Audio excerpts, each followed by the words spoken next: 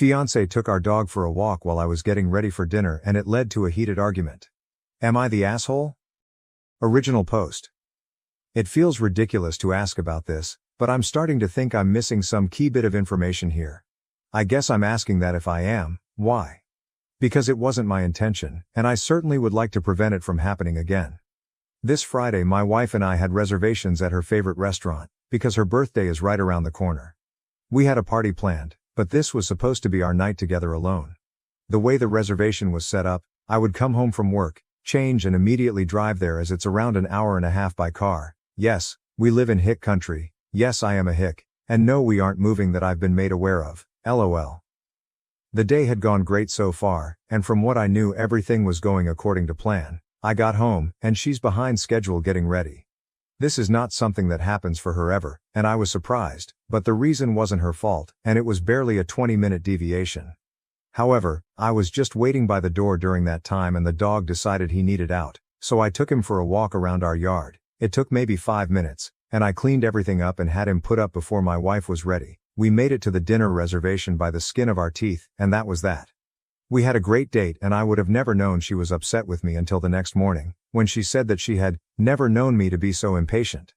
Which confused me, and she rolled her eyes and said she noticed that I took the dog for a walk before we left to make her hurry, and that she just didn't want to let my bad mood ruin the night. I had been in a great mood, and told her so, but she refused to believe it, and got pretty angry, which I haven't been able to calm her down from to even talk about all this again. I really don't understand what I've done wrong here, and I don't know what to do. AITA? OP's comments. Commenter, NTA, it sounds like she may really be annoyed about something else. Try talking again to see if you can get under the real issue.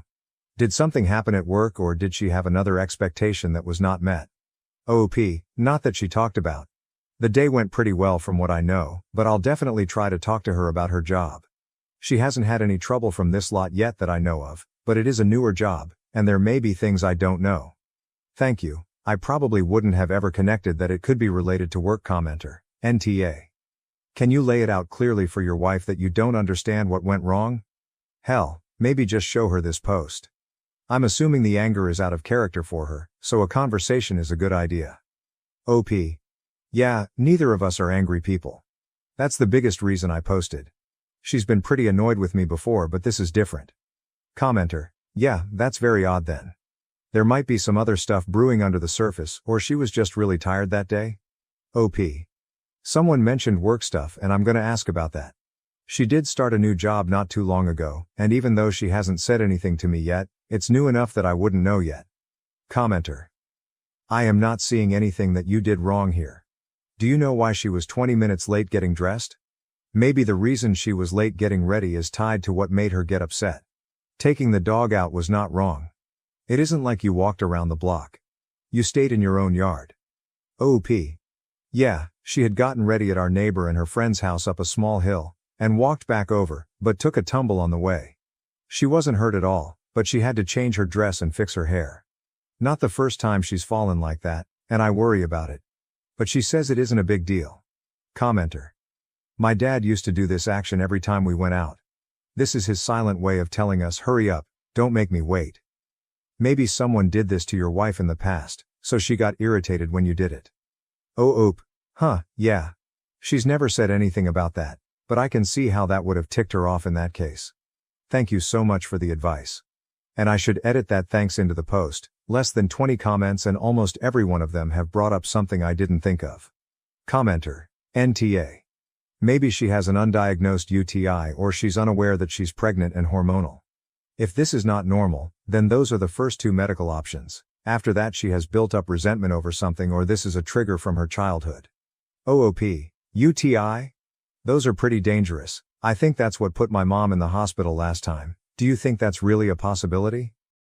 Update post. Hello. I feel weird updating, but I have good news and want to share somewhere. And here seems as good a place as any right now. And actually, I wanted to thank everyone for commenting, and the people who reached out privately with advice. You really helped me calm down, and figure out how to approach talking about this while seeing where my wife could have been coming from. One person even called exactly what was going on, something I dismissed right away, stupidly.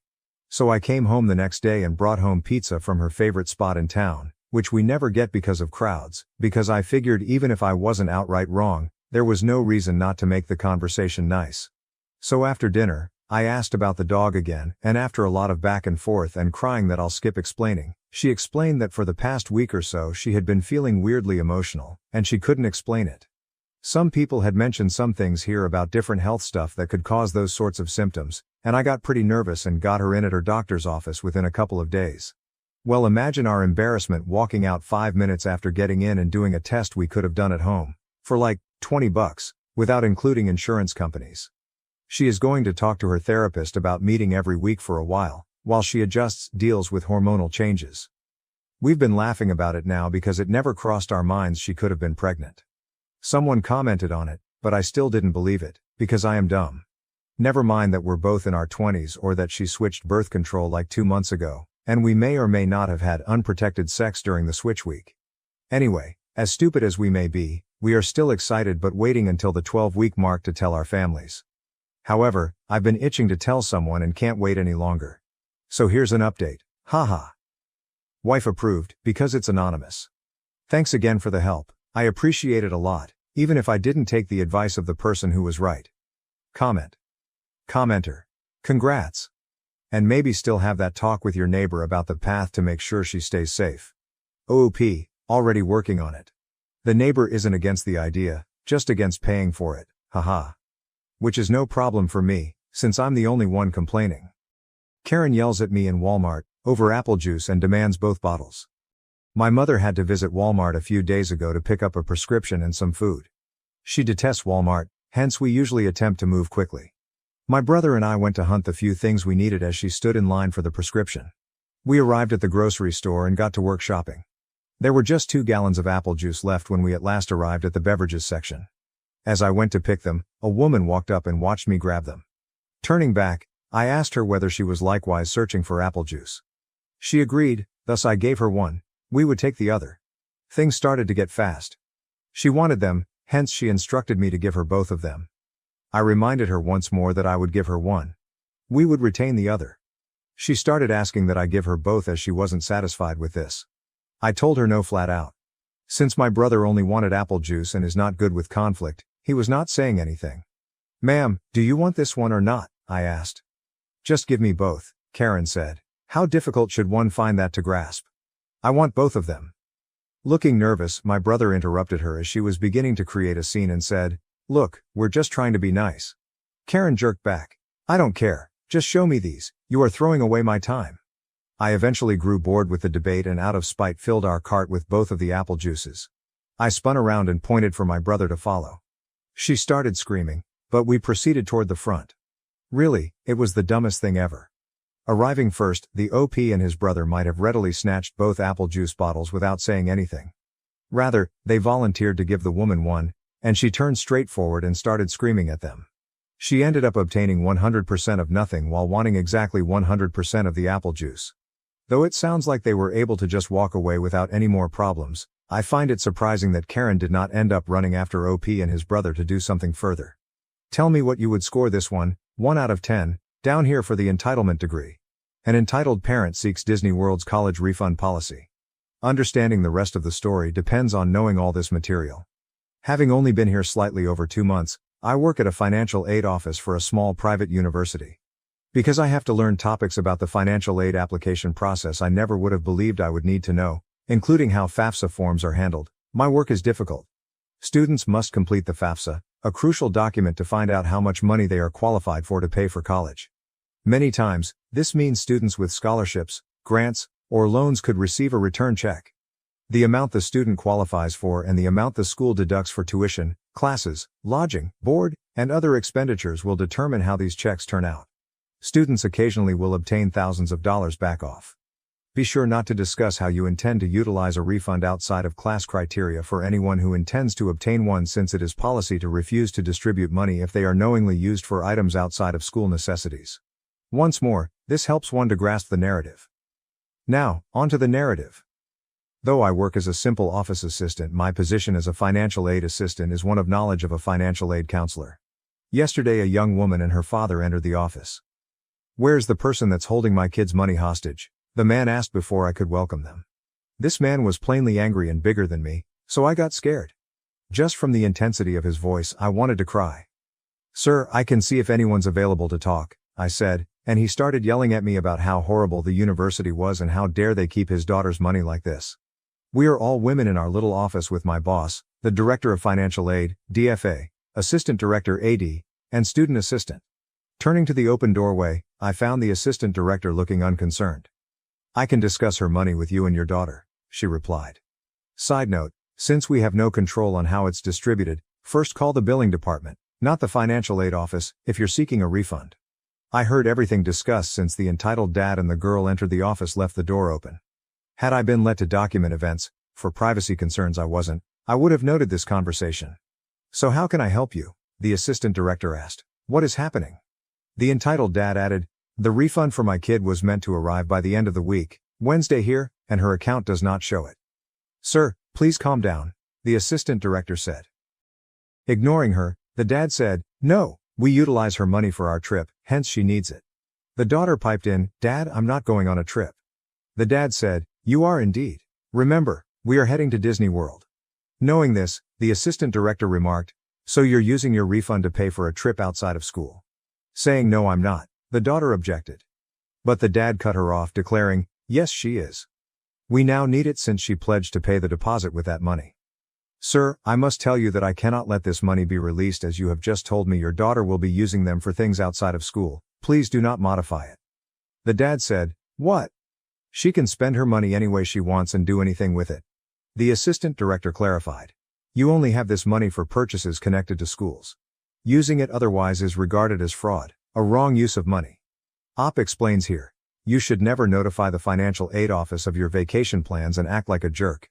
You can utilize your return money any way you like. Most financial aid recipients have no particular interest in how you use your refund generally. I was still at my desk, trying to seem as though I was not hearing this, but this man went crazy. I swear I picked up more foul words from him in that one instant than I have in 27 years. Though she wouldn't be getting her money, the daughter was also unhappy. I dropped my head as they left the building. Not too long afterward, I got up to visit my assistant director. Hey, are you okay? I begged. She nodded, however she obviously needed some alone time. I don't blame her, that guy was really scary and I doubt we will hear from him very soon either. Man, if they hadn't obviously declared they would be using the money for Disneyland, it sounds like they could have really been able to help them. The fact that they intended to pay for the trip for everyone else using the daughter's money seems also strange. I sensed that the choice was made for her. Still, it was quite a poor decision for the dad to freely admit to utilizing the funds for Disneyland. Why would you even say it even if it wasn't against policy? Whichever the money is for, what difference counts? In this instance, it allowed the assistant director a simple way out from underhandling the matter entirely. Though the assistant director explicitly addressed it as a possibility, they believed the dad might keep returning but could also be terrified of anything involving fraud. That's really significant.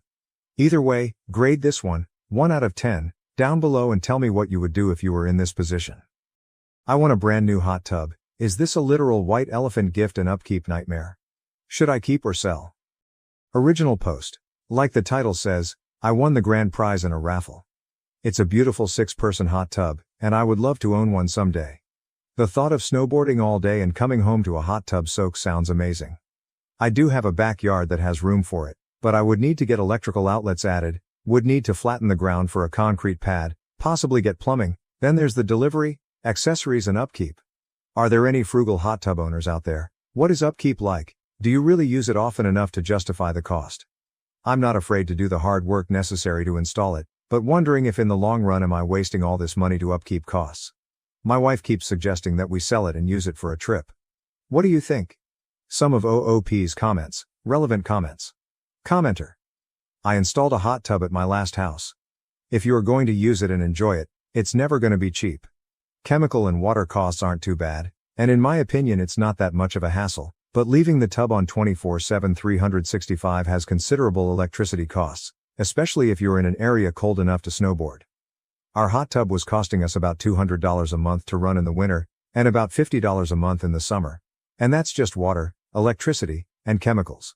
That doesn't include repair and maintenance costs, which are low the first few years but get intense once the tub gets older. Personally, I want to be using it a few times a week to have it feel worthwhile. It was worth it for me at the time, but I don't think I'd make the choice now. I'd just go on an extra couple of Airbnb weekends at places with hot tubs. I've decided that outdoor saunas are much cheaper and easier to use and maintain. That's what I'll be looking at for my next home instead of a hot tub. OOP, all good advice, thank you. Commenter, they will have a cash value, but that doesn't mean they can take the cash instead. A lot of times companies donate them as a write-off and they get the benefit of marketing and exposure. You don't have the choice between the prize and cash. OOP, this is most likely the case with my prize. I think I'd have to sell it on the FB marketplace or something similar. Commenter, check first. Why would you assume this is most likely the case? And now that I'm so invested in this, let me know. OOP.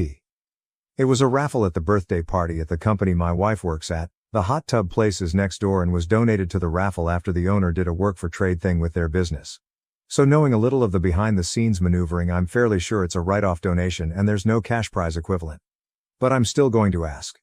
Commenter, did you have to provide your SSN when you accepted it? That would be a red flag of getting taxed on it. OOP, I haven't accepted it yet. Someone reminds OOP they'd probably need a permit and/or inspections. Didn't even think about the permits and municipal inspection. Good points, thank you. Commenter, OMG, my dream, keep it. OP, it was my dream too. I went to the raffle specifically to try and win the hot tub, so now that my dream came true, I'm really trying to make the happy ending work. After all these comments, I'm leaning toward selling it. The power costs are definitely a factor where I am. It's already been 300 plus some months. Commenter, snowboarder with hot tub here. Do it, you'll never regret it. OOP, damn it, LOL, the choice is so hard.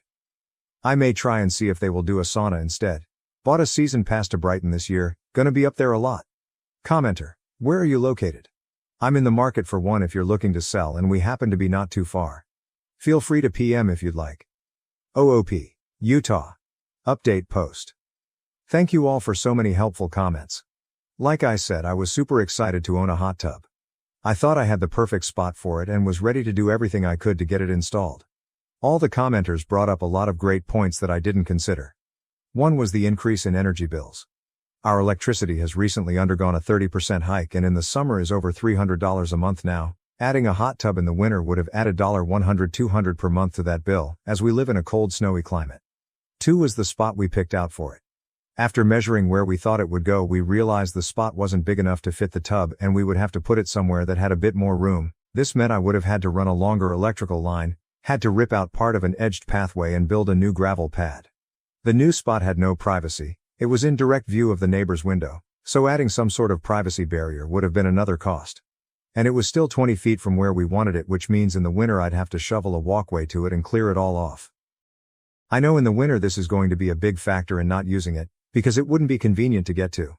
There was the HOA, and resale of the home. A lot of people mentioned that hot tubs can be considered a liability to the home when selling, as well as issues with HOAs, permits, and inspections. That wasn't something we considered, and while we do plan on being in this home for a while, it's not our forever home. And 4 was the total cost and taxes. It will be reported to the IRS as a $10K prize. So I imagine I'd have to pay anywhere from $1,500 to $3,500 extra taxes next year, in addition to the $2K I would have had to spend on the electrician, adding a gravel pad, delivery fees, as well as the increase in water and power bills monthly. That could be something like $5,000 getting everything up and running and installed, and not something I anticipated spending before Christmas. So, here's what I did instead. I asked the owner of the hot tub place if I could convert the hot tub I want into a sauna instead, and he said yes.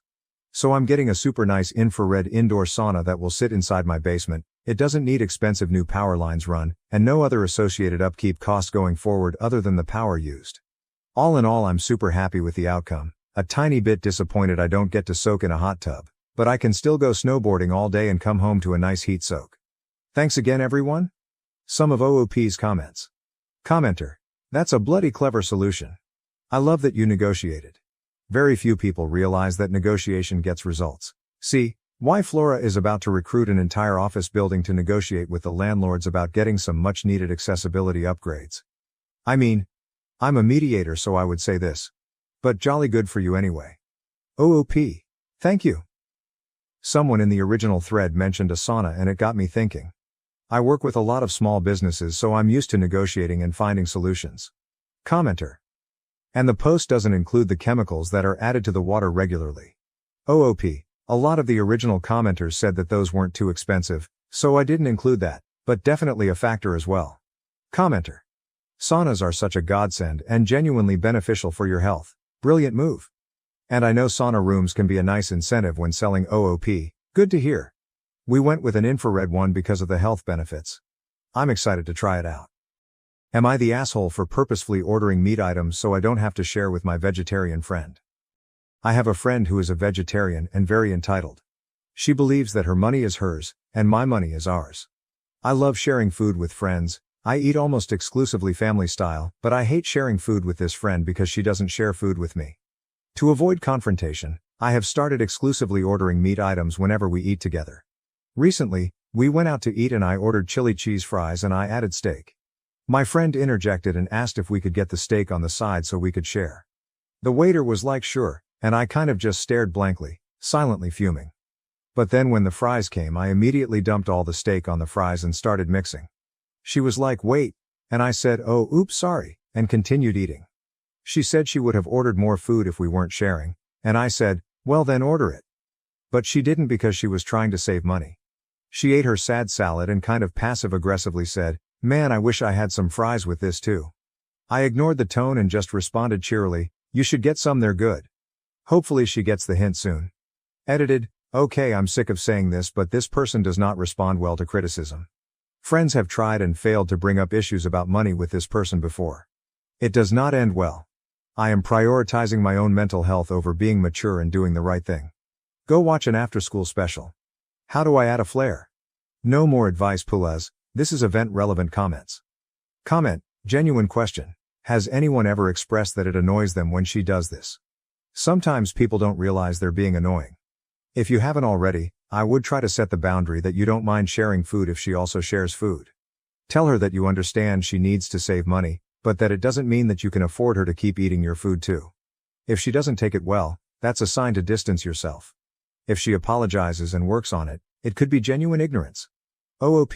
Yes, there have been multiple attempts at boundary setting in the past, all the way from when we were little. That is when I learned that most people would rather keep the peace by placating the dramatic person rather than hold the dramatic person accountable. She is manipulative.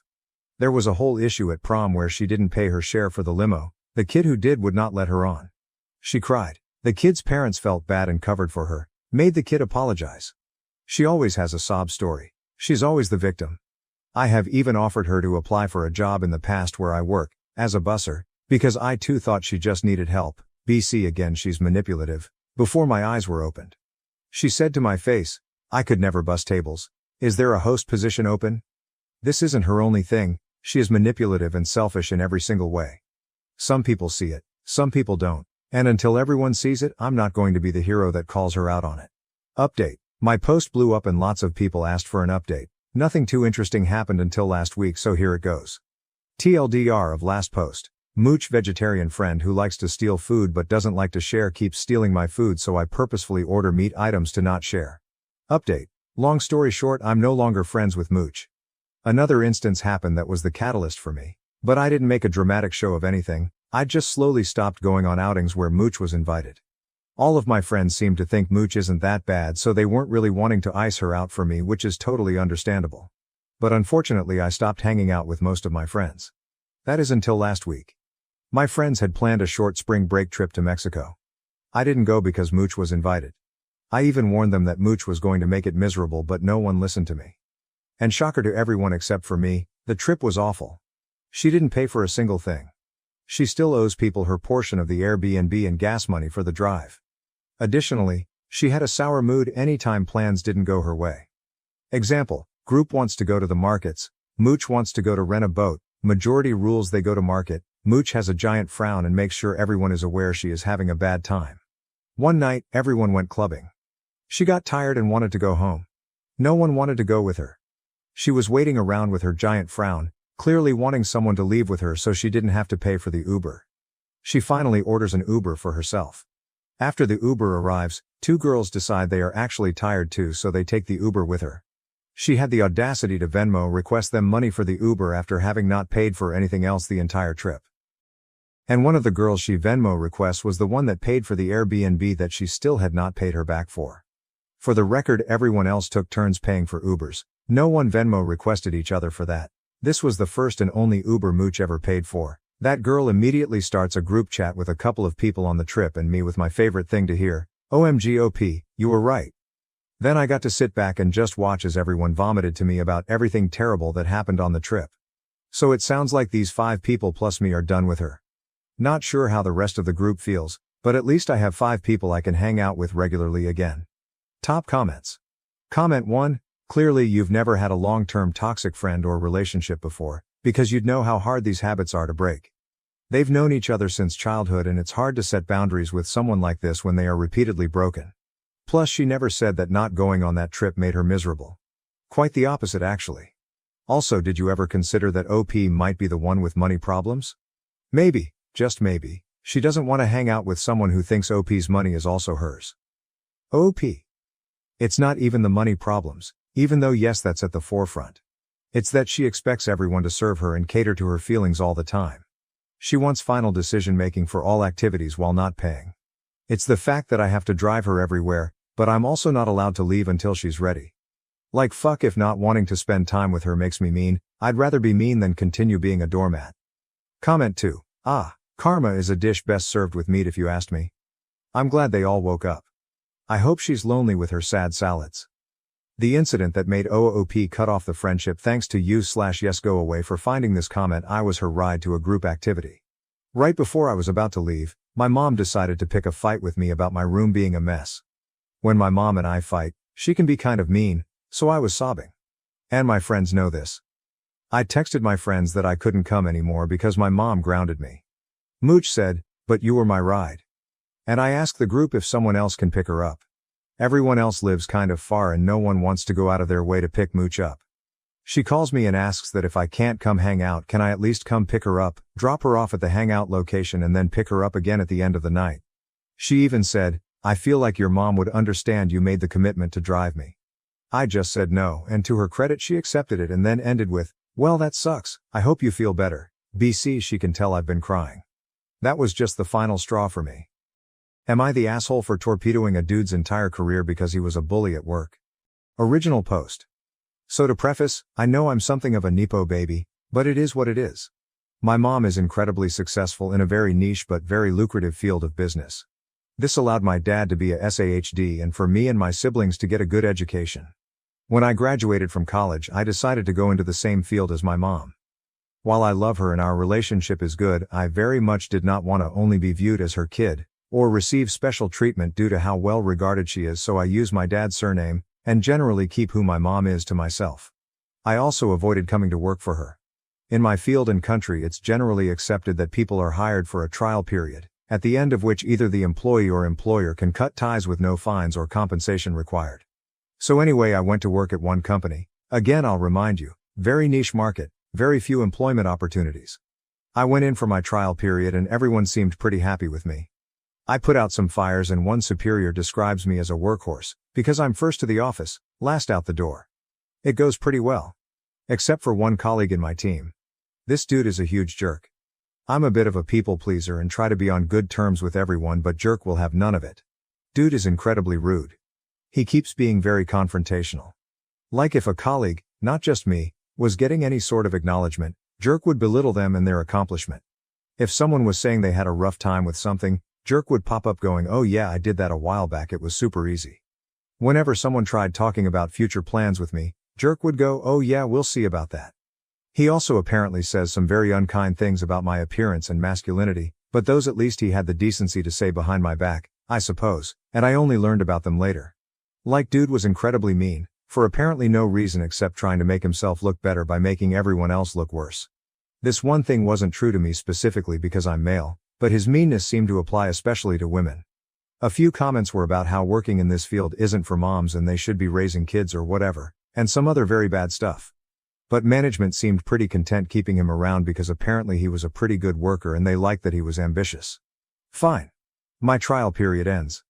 I am offered a permanent position, but decide this is not the place for me. as I don't love being anybody's workhorse, and have very little interest in sticking around in jerks' vicinity. I respectfully inform them I will not be sticking around and go find work elsewhere. On my last day I come to say goodbye. Management says they're sorry to see me go. Colleagues wish me well and say they're gonna miss me. Jerk goes, "Ha, told you OP wasn't gonna stick around. Good riddance. Maybe this field isn't for you either." Very loudly. I leave. I'm not very confrontational and I don't have to deal with him anymore anyway, so I just go. Some time goes by and I'm now employed elsewhere. I'm happy and doing well. I love my work and my colleagues. I've been promoted, and I don't really think about Jerk anymore, except, apparently there's a relative influx of applicants from Jerk's company. Relative because again, very niche market. Whatever. My boss knows I did a trial period over there, so whenever an applicant comes up, he asks me about my experience with them. There are very few people I dislike, so when asked, I usually give my honest opinion, which is usually very positive. But guess whose application we suddenly receive? It's Jerk.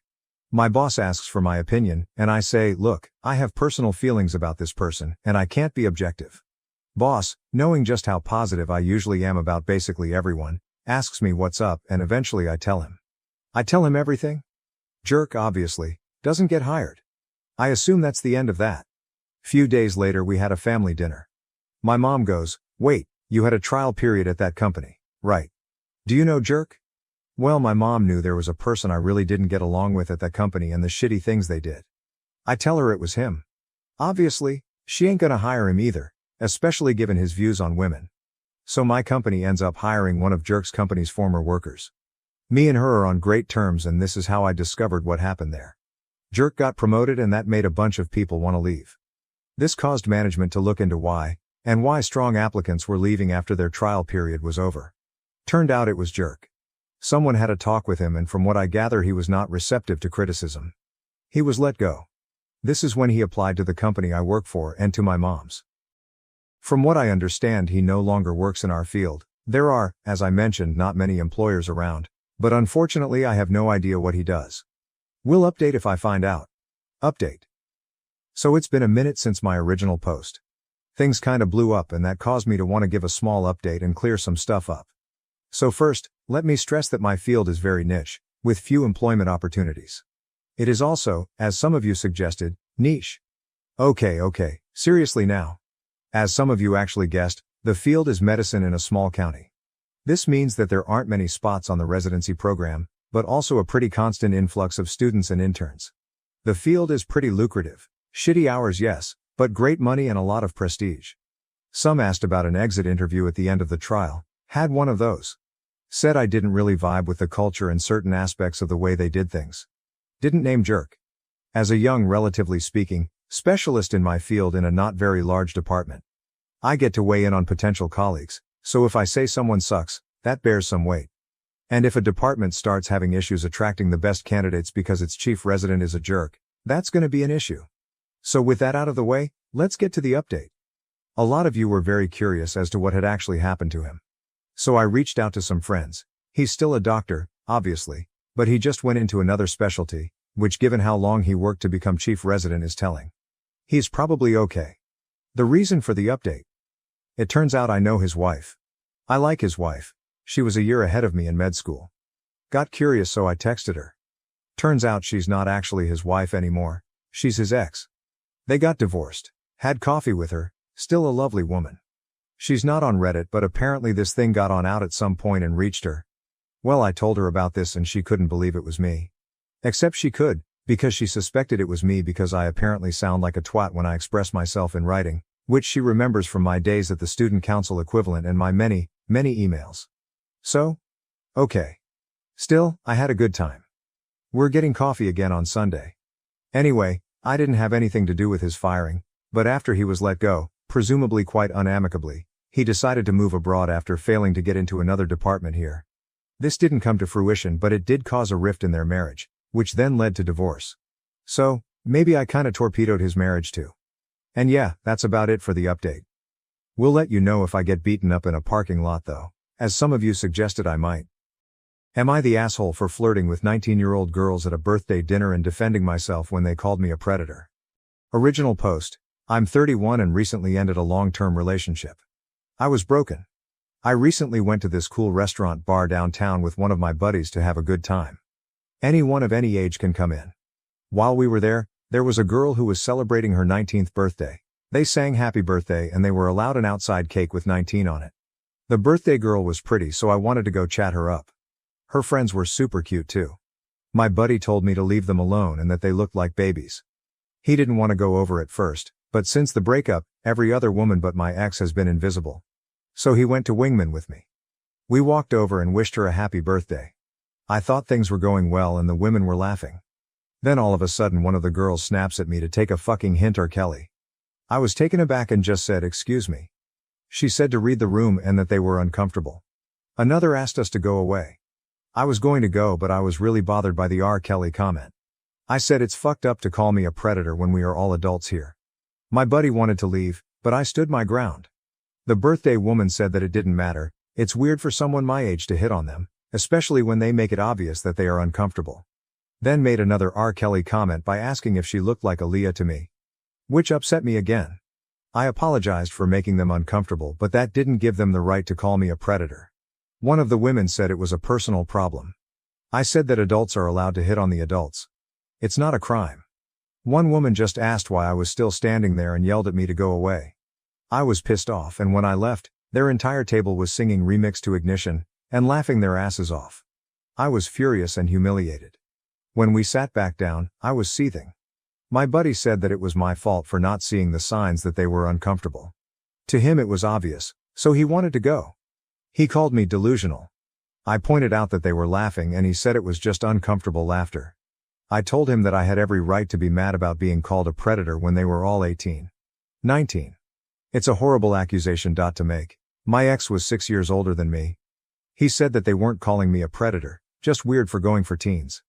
He said it was wrong of them to sing after me and that was bullying. But I should have left long before that. I felt like he should have stuck up for me. Was I wrong for sticking up for me or for hitting them in the first place? I was respectful and not creepy at all too. Edit. For the record, I do date women my age and older. This was the first time I approached much younger women. Edit. Alright guys, I get it. I let my pride get in the way of things here.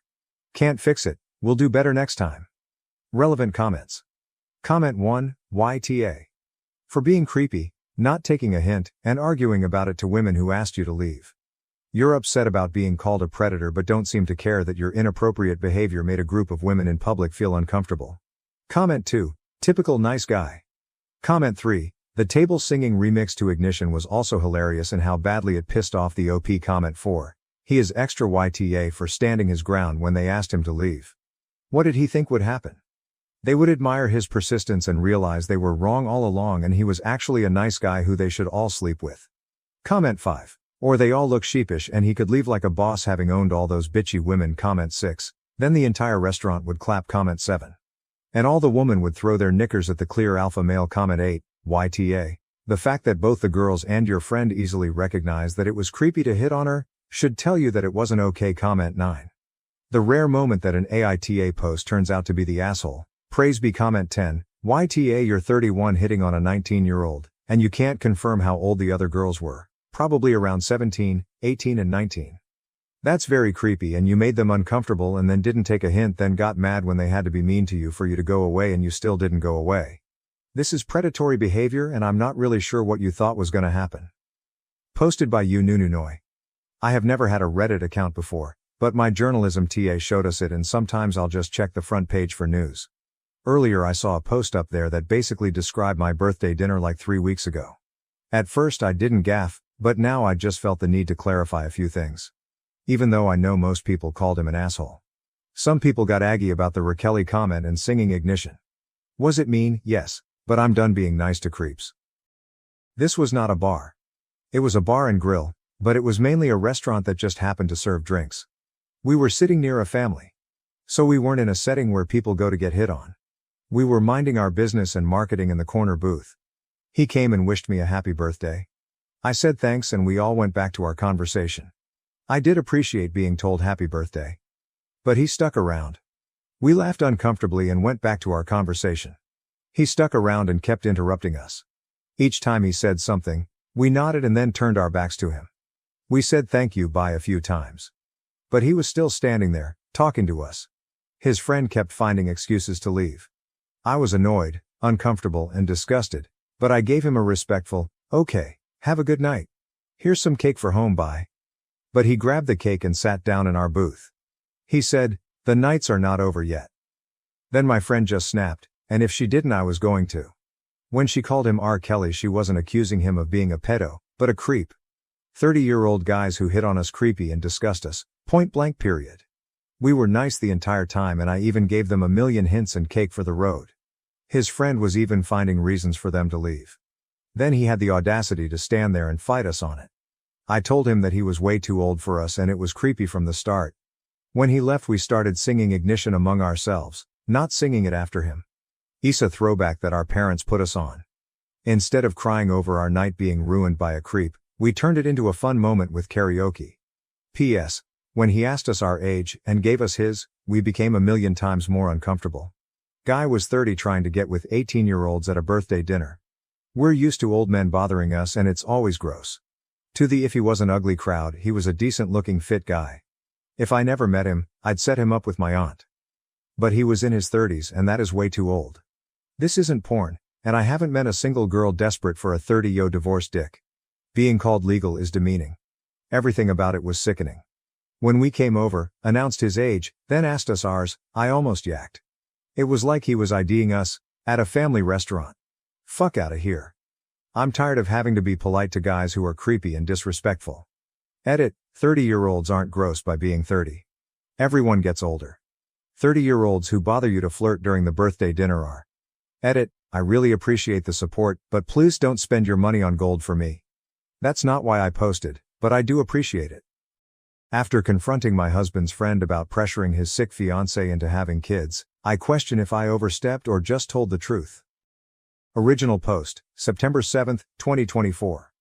Obligatory throwaway, my 32F husband, 36M, has a high school friend, 36M. Let's call him John. John is a typical jock, athletic, good-looking, popular with girls. But I've been around enough to see and hear him being questionable towards women.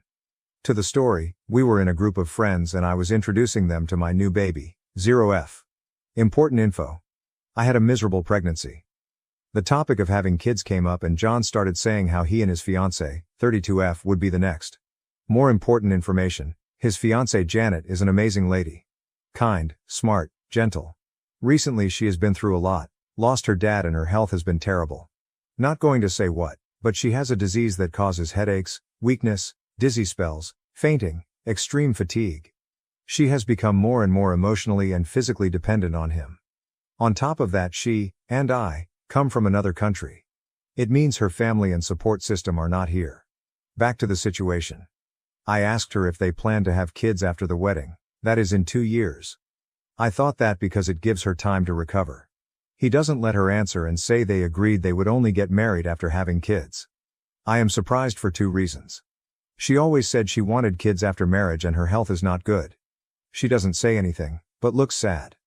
I argue that it doesn't seem like a good plan, and that a pregnancy now could put her health at risk. He said her fertility window is almost closing and that is now or never. I start getting angry, and we discuss. I ended up saying he is selfish and this decision is only based on his wants and needs and is hurting her. Basically a form of abuse. The room got quiet and we ended up leaving. My husband later agreed with me, but said it was not my place to say anything. Our friends are mixed, saying someone had to say it, but that I was too harsh. I feel maybe was not my place and I was being a busybody, but after being through a hard pregnancy myself, without my family, I know how hard it is. And my husband is a great supportive guy. Meanwhile John leaves her alone all the time to party and enjoy life. He is dooming someone that trusts him blindly into a horrible situation. AITA? Relevant comments. Commenter. What you said was the truth, but you were a little harsh. I think you were right to say it because the guy obviously doesn't care how he treats his wife. I also think you should ask asterisk his fiancée in private how she feels about her situation. OOP. I agree that I came out too strong. I feel protective towards her. She is so sweet and nice. I feel she doesn't deserve the way he treats her. But when I say something in private, She keeps repeating that she loves her and she never met a man like him. I feel she thinks that he is out of her league or something. Commenter. Honestly, I think he knows what he's doing. There's a reason he won't legally commit to her until after she has children, and it's not a kind or responsible reason. So I don't think he's going to care about what you said or the potential health outcomes for your friend. It may be satisfying to call him out, but is it going to change his mind? OP, I also found this part extra strange. The first time we met she literally said how her dream was to have a wedding and then kids. She even repeated that recently. She comes from a Catholic upbringing, like me. It doesn't seem like a thing you change your mind about easily. Commenter. ESH, except his wife. In this conversation fight both you and John are treating his wife as if she's a child that can't make decisions for herself. He is talking over her but you are also making assumptions about their decisions based on her looking sad. OOP, I admit I should have talked to her first. But we just had a conversation about her health and she was telling me how some days she can barely make it out of bed. His smugness made me so angry, as if he knows what is best and no one can question him. Commenter. Honestly, I would be pissed if someone started talking and arguing about my health issues in public. I'm a really private person. Does the rest of the group know about her health issues? You didn't speak to her, but made assumptions. She might not confide in you anymore. He might be an asshole, but she is an adult and you could have made it worse for her. I had 2 awful pregnancies and was alone without family around, but my husband is amazing as well. I get where you are coming from, but seriously be more aware next time and show your friend some respect. And don't talk about people's medical history in front of people. ESH, obviously not your friend. OP, I see your point. The group started with some people that studied together and expanded with their SO. We meet often and are friendly. When she got sick, we took turns visiting, checking up on her when she was alone for a reason or another. Everyone seems to try to be her support system, but seem afraid to say anything to John. Commenter. He probably does and just doesn't care. John is aware that his wife isn't in a good place for kids. If he and OP's husband are such great friends, why didn't he say anything? Call out your friend's shitty behavior, people. OOP, my husband is great, but everyone jokes he has a man crush on John. He was John's sidekick in school and doesn't listen when I point out some comments John makes. OOP is voted NTA but opinions are mixed. Update, September 10, 2024, 3 days later. Thank you for all the answers. I was blown away by all the perspectives and was able to see further into the situation. I reached out to Janet and invited her for a coffee. We usually talk with more people around, so this was the first time we were alone. I started by apologizing. I said I should not have said all these things in front of everyone and acted as if she cannot speak for herself. She said she was initially embarrassed, but after further thought she started questioning if it was really a good idea to have kids now and has scheduled a talk with a specialist. She said John doesn't know, and she wants to have more information before talking to him. She also said he was furious afterwards and they had a terrible fight.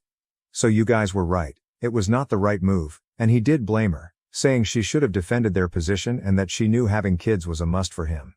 He also said that a woman would only be a real woman if she gave her man biological children. She asked him what if she could not, and apparently he never answered. It seems more has happened in the fight, but I decided not to pressure her and let her tell me what she was comfortable with. Lastly, she decided to take some time off and go home to her mom, and I think it is a great idea. The saddest for me was that she cried saying someone like her would never get a man like him, and that she was scared of losing him. That it was like she found a golden ticket.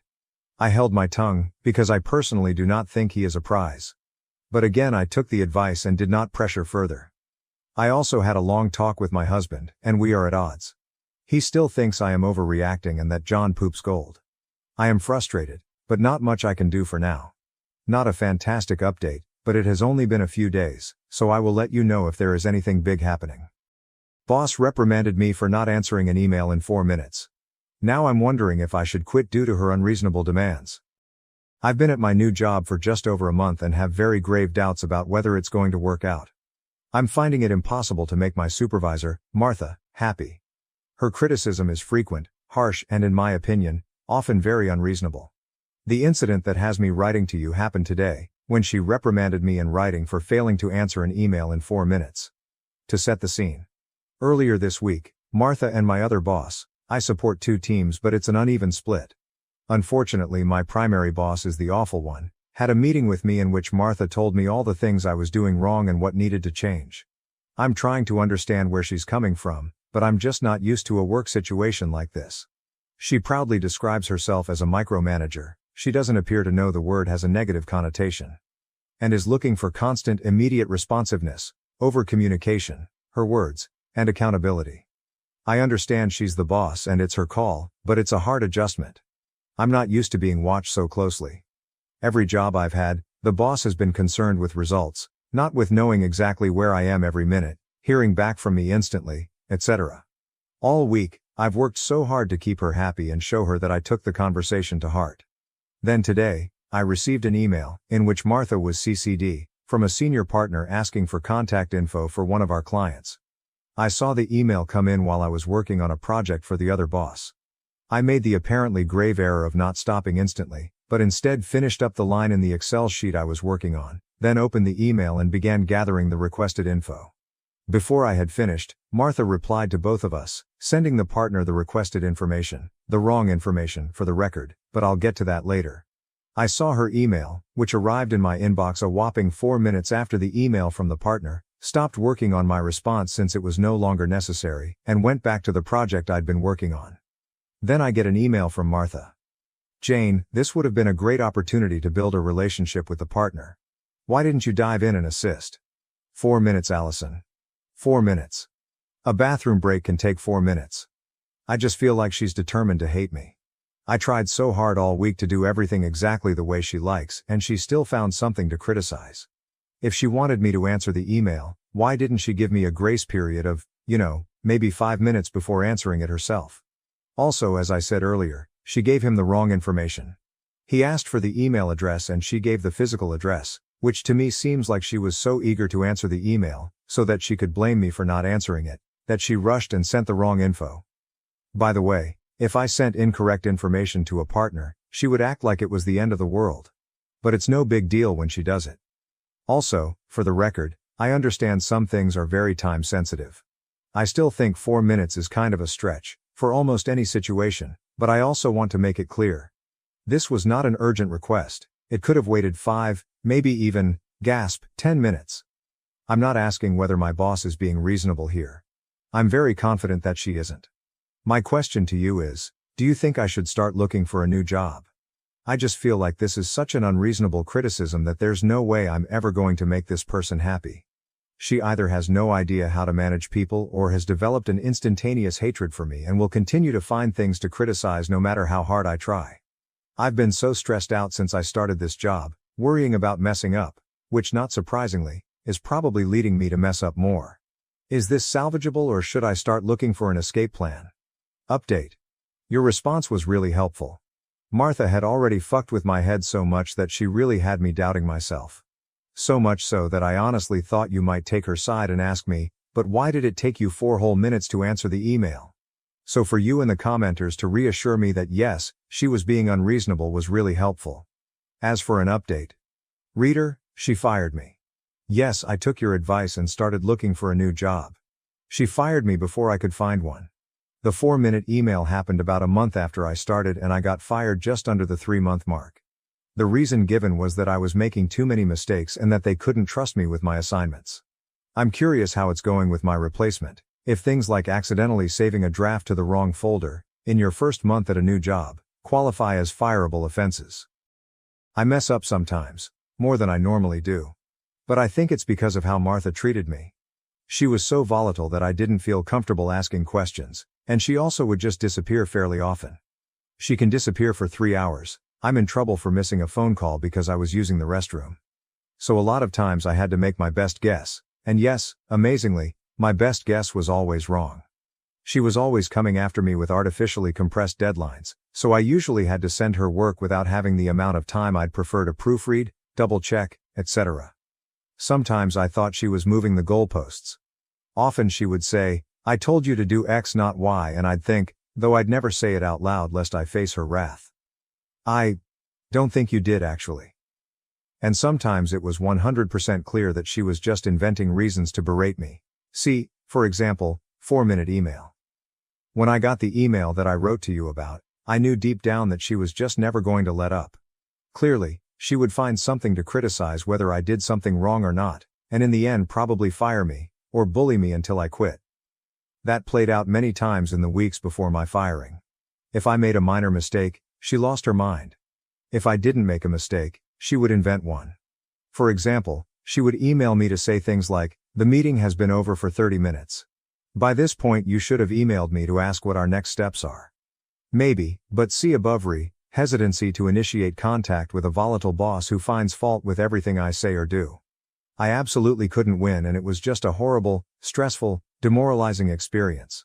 The good news is that I did find another job that I'm much happier with, though the first few weeks were very tough as I tried to put the experience with Martha behind me. I was afraid to ask questions, thought I was about to be fired every time I made a mistake, etc. But as time went by and it became clear to me that I was now working with reasonable people, it got much better. While I didn't get out in time, I'm grateful for you and the commenters because, as I said, it helped me to keep some perspective in the face of a person doing her best to destroy my faith in my basic competency. I really wish this hadn't happened to me, and while I'm happy in my new job, and it's a bump in both title and salary, I actually now have Martha's job title. Seriously, suck it, Martha. I would never say it happened for a reason. Or that I'm grateful for it in any way. The fact that someone could bully me like this, be 100% in the wrong, fire me, and get away with all of it is really hard to accept. But all I can do is look forward. I was dumped by my ex-fiancée just before our wedding. 15 years later, she has returned, filled with scars and regrets, asking for another chance. She simply went without saying anything or leaving a note soon before our big wedding, and I never received an explanation. Her relatives couldn't understand either. She disappeared without a trace, leaving me and everyone else in the dark. Despite the fact that we had spent high school and college together, she didn't come back to me. Her parents had to inform me that she didn't want me around and had no plans to return. I never understood why she did it, but I was forced to honor her demands. Since she stopped communicating with everyone, I could only assume that she suffered a mental breakdown. I've battled the unsolved questions ever since, even though we were both young and still figuring life out. Then she suddenly wants to meet up and DMs me on Facebook. Anger, anxiety, optimism and despair are all over me after all these years. I'm still attracted to her. Her Facebook profile makes me miss her, but I'm not sure if I could bring her back. She is unmarried and even more gorgeous than before. I'm torn. She says it's preferable to talk about it face to face, but she won't elaborate on why she left. All I can infer from her Facebook posts is a great deal of regret, talks about loneliness, feeling weak and leading a shameful existence. It's annoying. I should not have anything to do with her after she abandoned me, but the truth is that I couldn't stop thinking about her. What ought I to do? Should I confront her, ghost her back, or see where we might go with this meeting? TLDR, after more than 15 years, my ex-fiancée DMs me on Facebook and asks to go on a date. She abandoned me prior to our wedding, so I haven't spoken to her since. Important remarks. Wow, OP, that's difficult. It's been 16 years. Would you find closure you never got, or would seeing her set you back after all this time? OP, I'm not sure. All I want is closure. I believed she had cheated on me for a long time, but based on what her family and some friends told me, it appeared to be more of a mental breakdown. She was anxious about finals and her profession, and she was afraid about the wedding.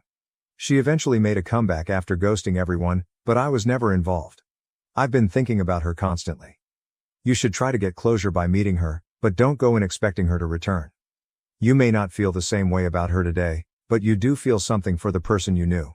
It's a long time to be abandoned like that. 16 years. Her motivations for contacting me after all this time seem dubious to me. Avoid thinking about her too much. OP, what would be her motivation? She wasn't pregnant when she abandoned me, and I don't have any money or children. The disappearance was completely unexpected. She simply disappeared and never returned to school. To be honest, I think something went wrong. Revision. That was something then. At least I had closure. We sat and chatted outside the cafe where we met. Her severely scarred arms and the intense pain imprinted on her face caught my attention right away. In summary, she acknowledged that she had intended to end the relationship long before the wedding but had been too cowardly and weak to advocate for herself. Everything caused her to have a total nervous breakdown. She felt unable to defend herself and was fed up with being forced to do things she didn't want to do. She was upset with her family for forcing her into a degree she didn't desire and for pressuring her to get married and start a family. She also felt angry at herself for lacking the guts to speak up. We both agreed that nothing she did was justified. I put her on the spot when I proposed to her for the first time in public. She wanted to refuse, but she couldn't risk hurting me. She was correct, I made all of her decisions. Back then, I was a very different person. I was self-centered, and she was submissive, just following the crowd without advocating for herself. I frequently muffled her speech, preventing her from developing or becoming her own person. Everything culminated at one point and she suffered a total mental collapse.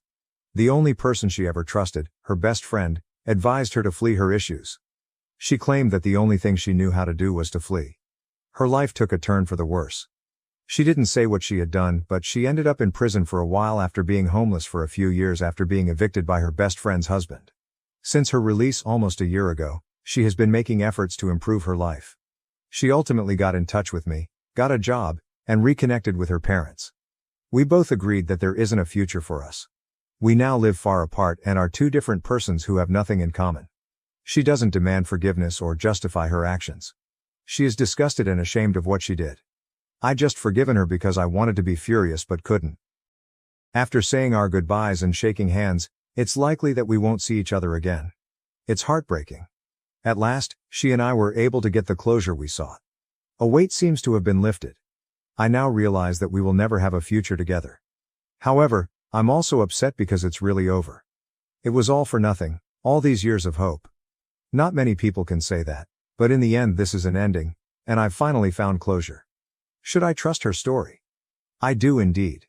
And is it really important now, even if she is full of it? She has always struck me as being very meek and weak-willed. When things get too tough, she usually just follows everyone's instructions and flees. Because she is too frail to deal with her issues, she avoids them. Her family was the usual tiger parents who deny their troubled child, so I guess it makes sense that they wouldn't tell me anything about her. TLDR, if it ends well, everything is okay. Finally, our relationship is over, and we can both move on. Important remarks. However, her companion ought to have been the one to notice it. Her companion acted as a facilitator. All of us were. The person who urged her to run was her friend. Anything was all up to her, of course. No one made her do anything. However, I might have anticipated it if I hadn't disregarded her issues and had instead been more involved in her life. But it is what it is. Wait a second, OP, where did you find an open cafe? Asterisk. It's partially open. We sat in the parking lot and ordered takeout. It wasn't perfect, but it worked. The proposal shouldn't come as a surprise. You should be fully informed before proceeding. At some point, talk about it as something you both desire. If the other person isn't prepared, dropping it at random puts a lot of pressure on them. In actuality, she was correct. In order to ensure that she wouldn't say no, I purposefully proposed in public. All I could think of was myself. I never thought she was unhappy or that a public proposal may make her uncomfortable.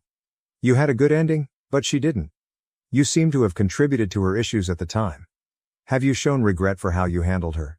Did you make amends or provide assistance? To be honest, I felt horrible. Because I just wasn't there for her, I contributed to her anxiety and sorrow. I was prone to taking her for granted. She didn't want to hurt me, so she wanted to end the relationship. She believed that being married to me wouldn't be all that horrible. However, she simply broke. The idea of being in a lie-based, loveless marriage became too much. With a snap, she fled. I did love her, but to be honest, I wouldn't have been so oblivious to her needs if I really loved her. I could have liked the idea of her more than I actually loved her. This is forcing me to examine myself closely. After my sister got pregnant, she expected me to house her and her boyfriend. Now she's living in his car. Am I the asshole for refusing to help? Original post. My family and I grew up very poor. From when I was old enough to legally work, I, 19F, have had to take on multiple jobs while balancing school to help with my family and my younger sister. Growing up, I never had a lot, and whatever money I earned I would spend on my sister, 16F, and family. When I was 18 and had just been accepted into college, my dad's business that he'd worked on for the past couple of years finally took off. This also meant that my sister could now have a normal high school experience without worrying about money. While I was in college, I wasn't in contact with my sister that much since I was so busy with schoolwork. However, from our calls and her social media, I could tell she had changed completely and was involved with some bad people. She would post videos on her Snapchat of her getting drunk, smoking weed, juuling, driving while most likely drunk, high, etc. I tried reaching out to her, but she would mostly deny the claims and told me to mind my own business. At some point, she justified her actions using the argument, "This is what the cool kids do now. Not everyone was a nerd like you in high school." One of my high school friends who also has a brother in the same grade reached out to me and said that she heard that my sister was seeing a sketchy guy from another school. Apparently he sells drugs and was expelled from my sister's high school. I asked my sister about this and she denied it. Last week I got a phone call from my mom who was sobbing. She tells me that my sister is pregnant. I was so shocked that I could not speak. Then I was angry. When I was her age and even younger, I gave her everything and so did my parents so she could have all the opportunities her peers had. Since my dad's business became lucrative, they've given her every opportunity to succeed, any extracurricular sport she wants, academic tutoring, school activities, etc. I never got any of those things. It angered me so much that she took all of this for granted and fucked up her life.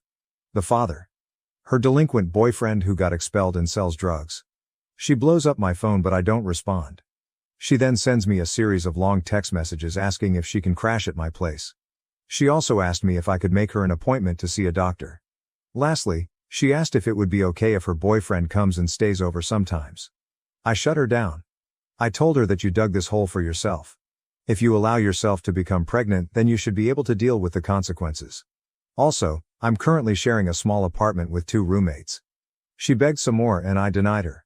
In the past few days, she's been texting me and calling me non-stop saying that she has nowhere to go and has been living in her boyfriend's car. I haven't responded to a single message of hers, but I feel my resolve wavering a bit. I fully don't support her, but maybe I'm being an asshole. Edit. To clarify, I would still never house her in my apartment. That would be extremely disrespectful towards my roommates and would get me kicked out due to the lease agreement. I meant I was considering giving in and sending her some money. Edit 2. My parents have disowned her, not kicked her out. They are refusing to acknowledge that she is their daughter, but she is still welcome to live in their house.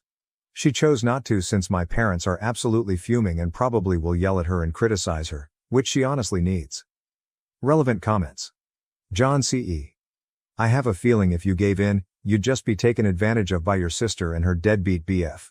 NTA, if she is old enough to be a mommy, she needs to learn to care for herself and grow up. You also have to consider your roommates.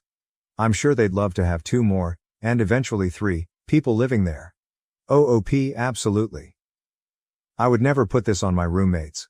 To clarify, I meant my resolve was wavering and that I might end up sending her some money, not offering to house her. That's still an absolute fucking no. Marlon Fishy NTA, she still has an option for a roof over her head and she chooses to stick it out with her loser boyfriend in his car. But your parents should not disown their daughter for this, it will only push her closer to her loser boyfriend. You should also be there for her as emotional support. Don't let her stay with you if you get in trouble with roommate/landlord, but let her know it will be okay.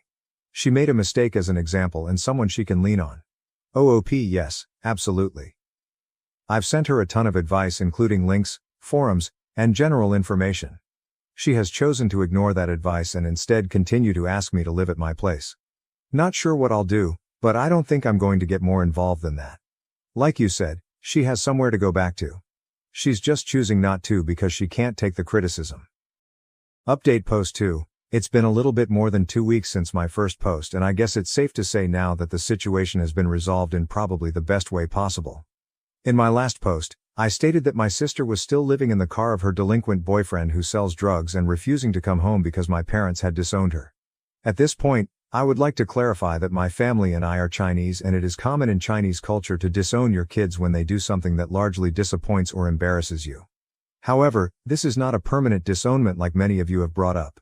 As long as my sister apologizes sincerely and they can see that she is actively trying to fix her mistake and become better, they will take her back as their daughter.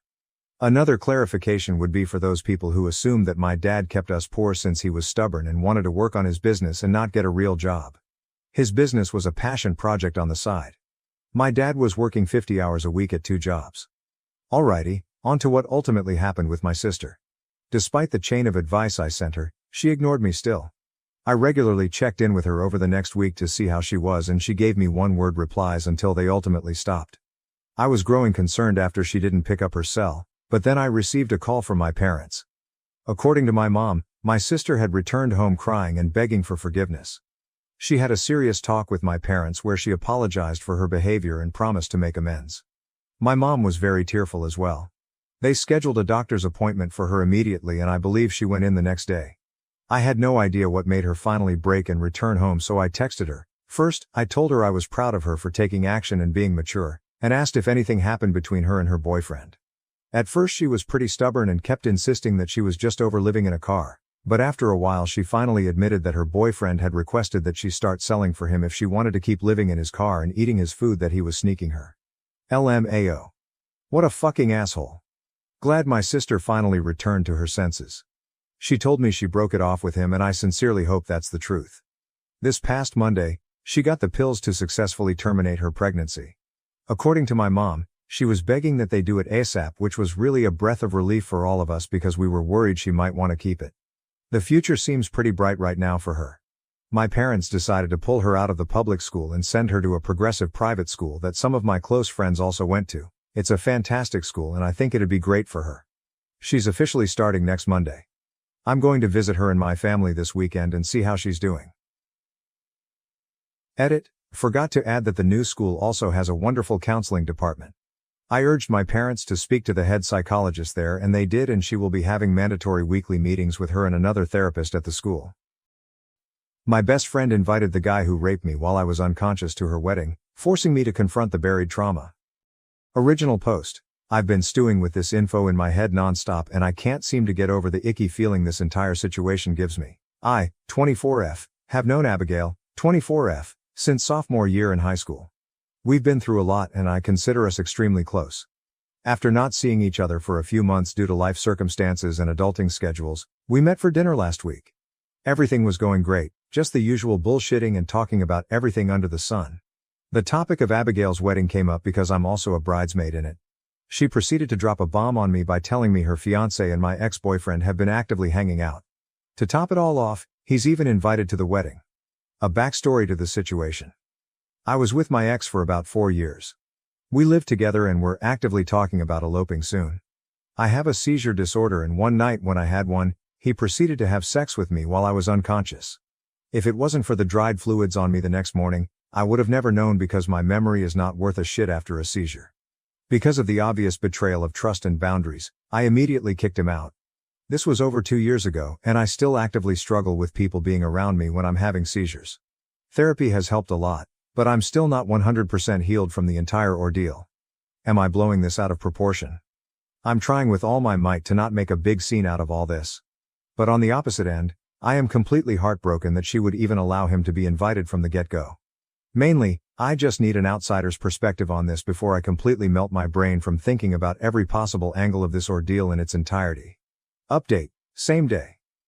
I feel like I need to come back on here after getting some private messages of some people coming for my neck. Yes, I'm well aware I was raped.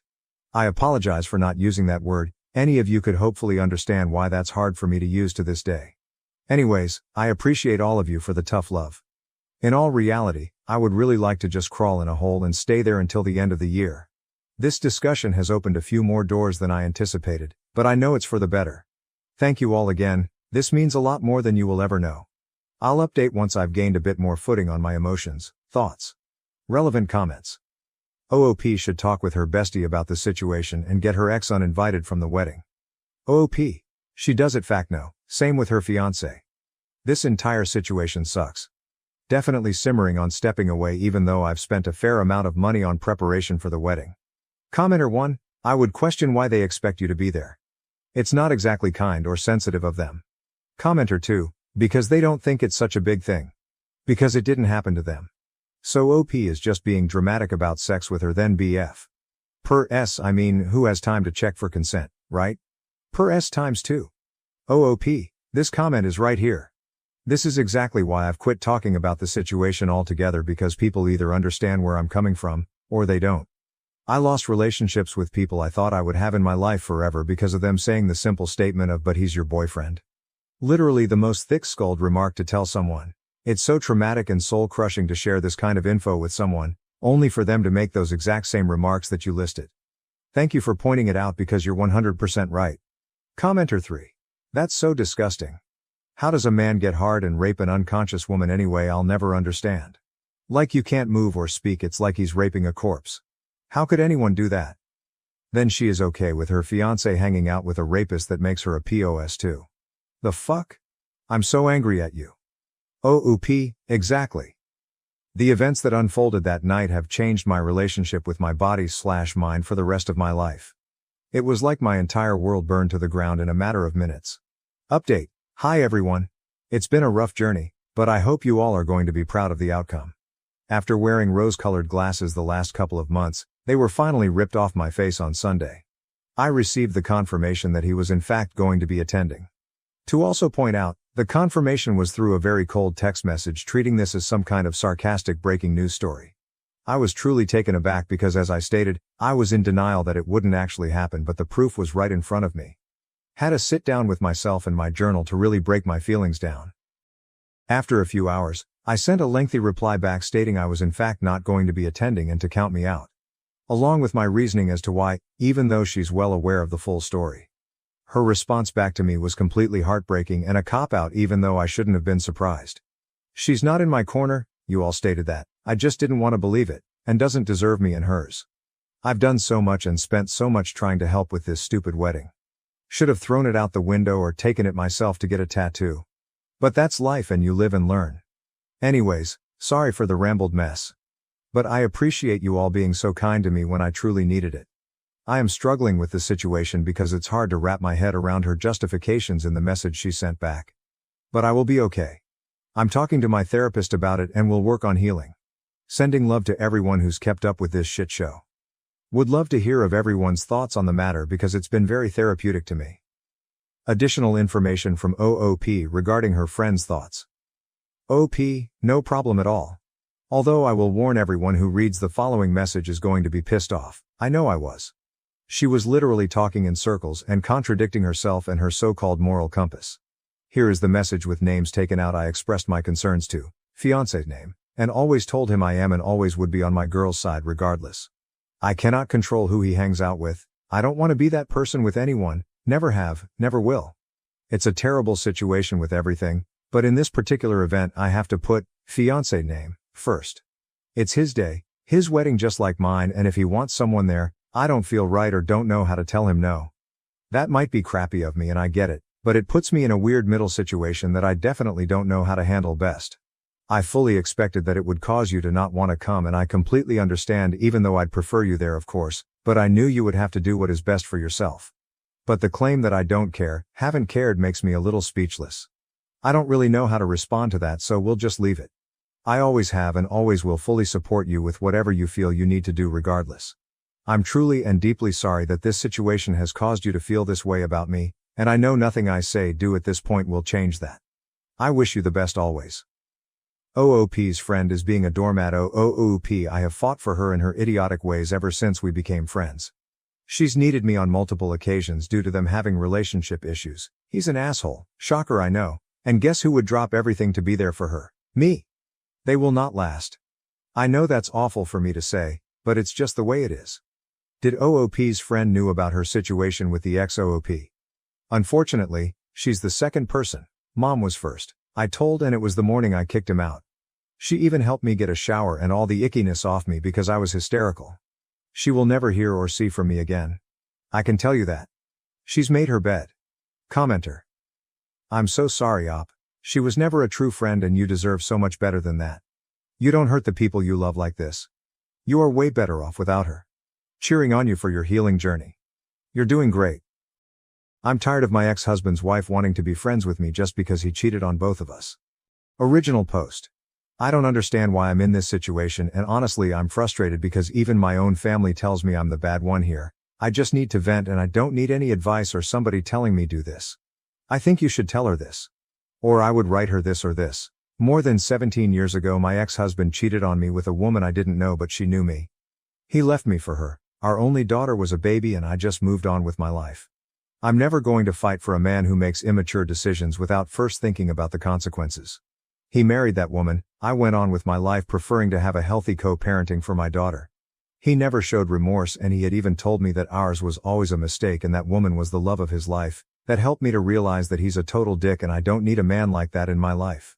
Now he cheated on her and for some reason this woman who always had a really cold and distant relationship with me is insisting on trying to talk with me every day. I found out about the infidelity from my daughter who wasn't affected by that. So I didn't think too much about it. The only thing that worried me was to know if he was going to be able to continue having our daughter at his house on weekends as always. But his wife started sending me messages explaining what happened when I never asked her that, and in the past I only spoke to her if her husband didn't answer my text to ask something about my daughter. It's obvious that she needs to talk about it. It doesn't matter if I answer dryly because she sends me long audio talking about it anyway. I mean, I understand that she needs to talk about her husband's infidelity and blah, but why me? I don't want to be rude, but I don't care how she or he feels. In one of her audios she says, "You know how I feel now." Like, I guess. But that was 17 years ago. It's not the same. And if I'm being 100% honest, she can't compare herself to me at all. A woman who has just given birth to whom her husband tells her that he has been cheating on her for a long time with another woman who is not boring in bed and does know how to value him, vs. A woman who always knew that her husband is unfaithful and decided to marry him anyway. Anyway, I've tried to ignore her as much as I can, but even when I talk to my family or friends about this, almost all of them told me things like, "Oh, but she must feel lonely. But she wasn't to blame for being the other one. I think you should be more empathetic. We all need someone to talk to." Or my favorite one. "She's not to blame for him being a cheater. You should understand her because she needs help." I understand that she is not to blame and he's the cheater, but she, a totally adult woman at that time, decided to marry a man she knew was sleeping with her while his wife was pregnant, so why should I now carry the weight of helping her when she never helped me by telling me, "Hey, your husband slept with me and that's really shitty because he's married with you." Or that's what I'd do if a married man flirts with me. Now, if she didn't do any of that, then why is it my duty as a feminist to force myself to be her friend? It doesn't make sense, and the worst thing is that almost all the women around me tell me that I should help her and be her ear when I don't want or feel empathy for her or for him. I think she and he knew very well what they were getting into. I don't understand why I should be her free therapist now. Being cheated on is not my whole personality. I don't need to talk about that 24/7 with her. I just chose to ignore her, and that's what I'm going to continue doing because I just don't care how she feels, even if I'm a bad feminist for not feeling empathy. Sorry, my first language is Spanish and I wrote everything pretty annoyed. Edit. No, I can't block her because she's still living with him and I need to have her contact me in case of an emergency with my daughter. And honestly, it's weird to have so many comments and even private messages from people wanting to tell me what I should send to her and even writing what I feel. I'm sorry, but there's no way I'm going to use the message of a stranger who doesn't know how I feel or the whole situation to say something to someone. I feel like a lot of people in the comments are reflecting their own traumas. Update. Hi, it's been a while since I posted and I just wanted to give a little update for people who were worried. First of all, my mother was a lover for a long time when I was a teenager plus during my adulthood. Their relationship lasted long years until he died. I think his wife never found out about his affair. That's why my mom manipulates me so much into not judging my ex's wife, because no one chooses who to fall in love with. My mother always reflected herself on that woman, and that's why she said that my ex-husband and his lover, now wife, are soulmates and I shouldn't get in the way. I was very young. At the time I could only lean on my mother for a little support, and well, narcissists always catch vulnerable people. Nowadays I don't have much contact with her, but my daughter spends time with my family. And about my friends, well, I am a feminist activist and opinions regarding lovers are divided because most of them are on the liberal side. Most of the times is seen as something misogynistic to judge them because they are single women and the man is the one we should blame, plus we need to be sororas with other girls. So I expected that reaction from most of them. I agree with that in most cases, but not in this one. I can feel empathy when the woman did not know or when she is a minor being groomed, but in this case I do not feel any pity because she knew well what she was doing. Women can also be mean and cruel. Women can also choose to be the bad guys in the story without someone manipulating us, because we are not weak, and my ex's wife is that kind of woman. No one manipulated her into doing anything. I'm sorry, that explanation was perhaps unnecessary, but there were people who didn't understand my family's and friends' behavior, and honestly it feels good to vent. I have spoken with my ex's wife because honestly a few days ago I had a really stressful day and the last thing I needed was to see her messages in my WhatsApp, so I just exploded. I planned to continue ignoring her, but that day I was upset about things about my work and I ended up telling her everything. I sent her an audio telling her that I'm not interested in her life or in the fact she's suffering. I told her that I am not her friend nor am I interested in being one. She never asked me for forgiveness and now she expects me to start the group of women cheated on by my ex. I told her other things and I would love to be able to post videos here. I told her that she knew very well what she got herself into. She knew well that my ex was capable of cheating on the mother of his baby, but she still decided to marry him and live the stupid fantasy that she could change him and that she was different from all the other women he was with. God, I hate long audios, but it was +5 whole minutes telling her that her situation and mine are nothing alike. I think that was my greatest catharsis. She got upset and we started arguing. It was quite tiring, and the last thing I want is to have problems after 17 years of having normal co-parenting. I know they are not going to get divorced, and that means I will have to live with her in my life forever, so I sent a message to my ex resending him one of the audios she sent me. I took the work to listen to them all and she never apologized to me. I don't need her apologies, BTW. I don't care, but some comments asked me about that. They were just audios complaining and wanting us both to speak badly about him or wanting to have me as her free therapist. I told my ex to tell his wife to calm down and pay for a psychologist. He apologized to me and told me that they are both working on the marriage, so they're at the stage where she still feels angry and insecure with him. Like, yes, obviously, idiot. So since I suffered the same, no, it's not the same, she felt that we could share the pain. He told me that they both started going to the online conferences of I don't know what couple who teach how to get over an infidelity. Sometimes I feel envious of people who can scam others so easily. Anyway, I told him that I'm not friends with her and that this affects our co-parenting, so he should put a stop to her if she doesn't understand what I say. In the end, he reluctantly told me he was going to talk to her, and I've gone 3 days without any message from her, except today one where she just told me that my daughter was sleeping there. So I guess it worked. I don't care if they live a happy or miserable marriage. I don't care if she's happy knowing that he cheated on her but stays with him anyways. I just want to live in peace without getting into trouble with people who at +40 years old are still living mentally in high school. My mom constantly warns my daughter will become obese, but she's actually underweight, and it's wearing me down. Original post. So like it says in the title, I have a daughter, Leah, who is 5. She's strong and healthy, but slightly underweight for her height. She's been this way since she was a toddler. She seems to take after her dad, who is also very tall and thin. Leah eats plenty of healthy food and gets lots of activity, and we see her pediatrician regularly. He has told us that her weight is not an issue as long as she continues to eat well. The problem is my mother, who is convinced my daughter is going to become obese. While I serve healthy food most of the time, I do occasionally let my daughter have McDonald's for lunch or ice cream after dinner. Every time I do this when my mother is around, she makes dire comments about how Leah is going to get fat. If Leah mentions she had a hot dog for dinner, my mom says something about the childhood obesity epidemic.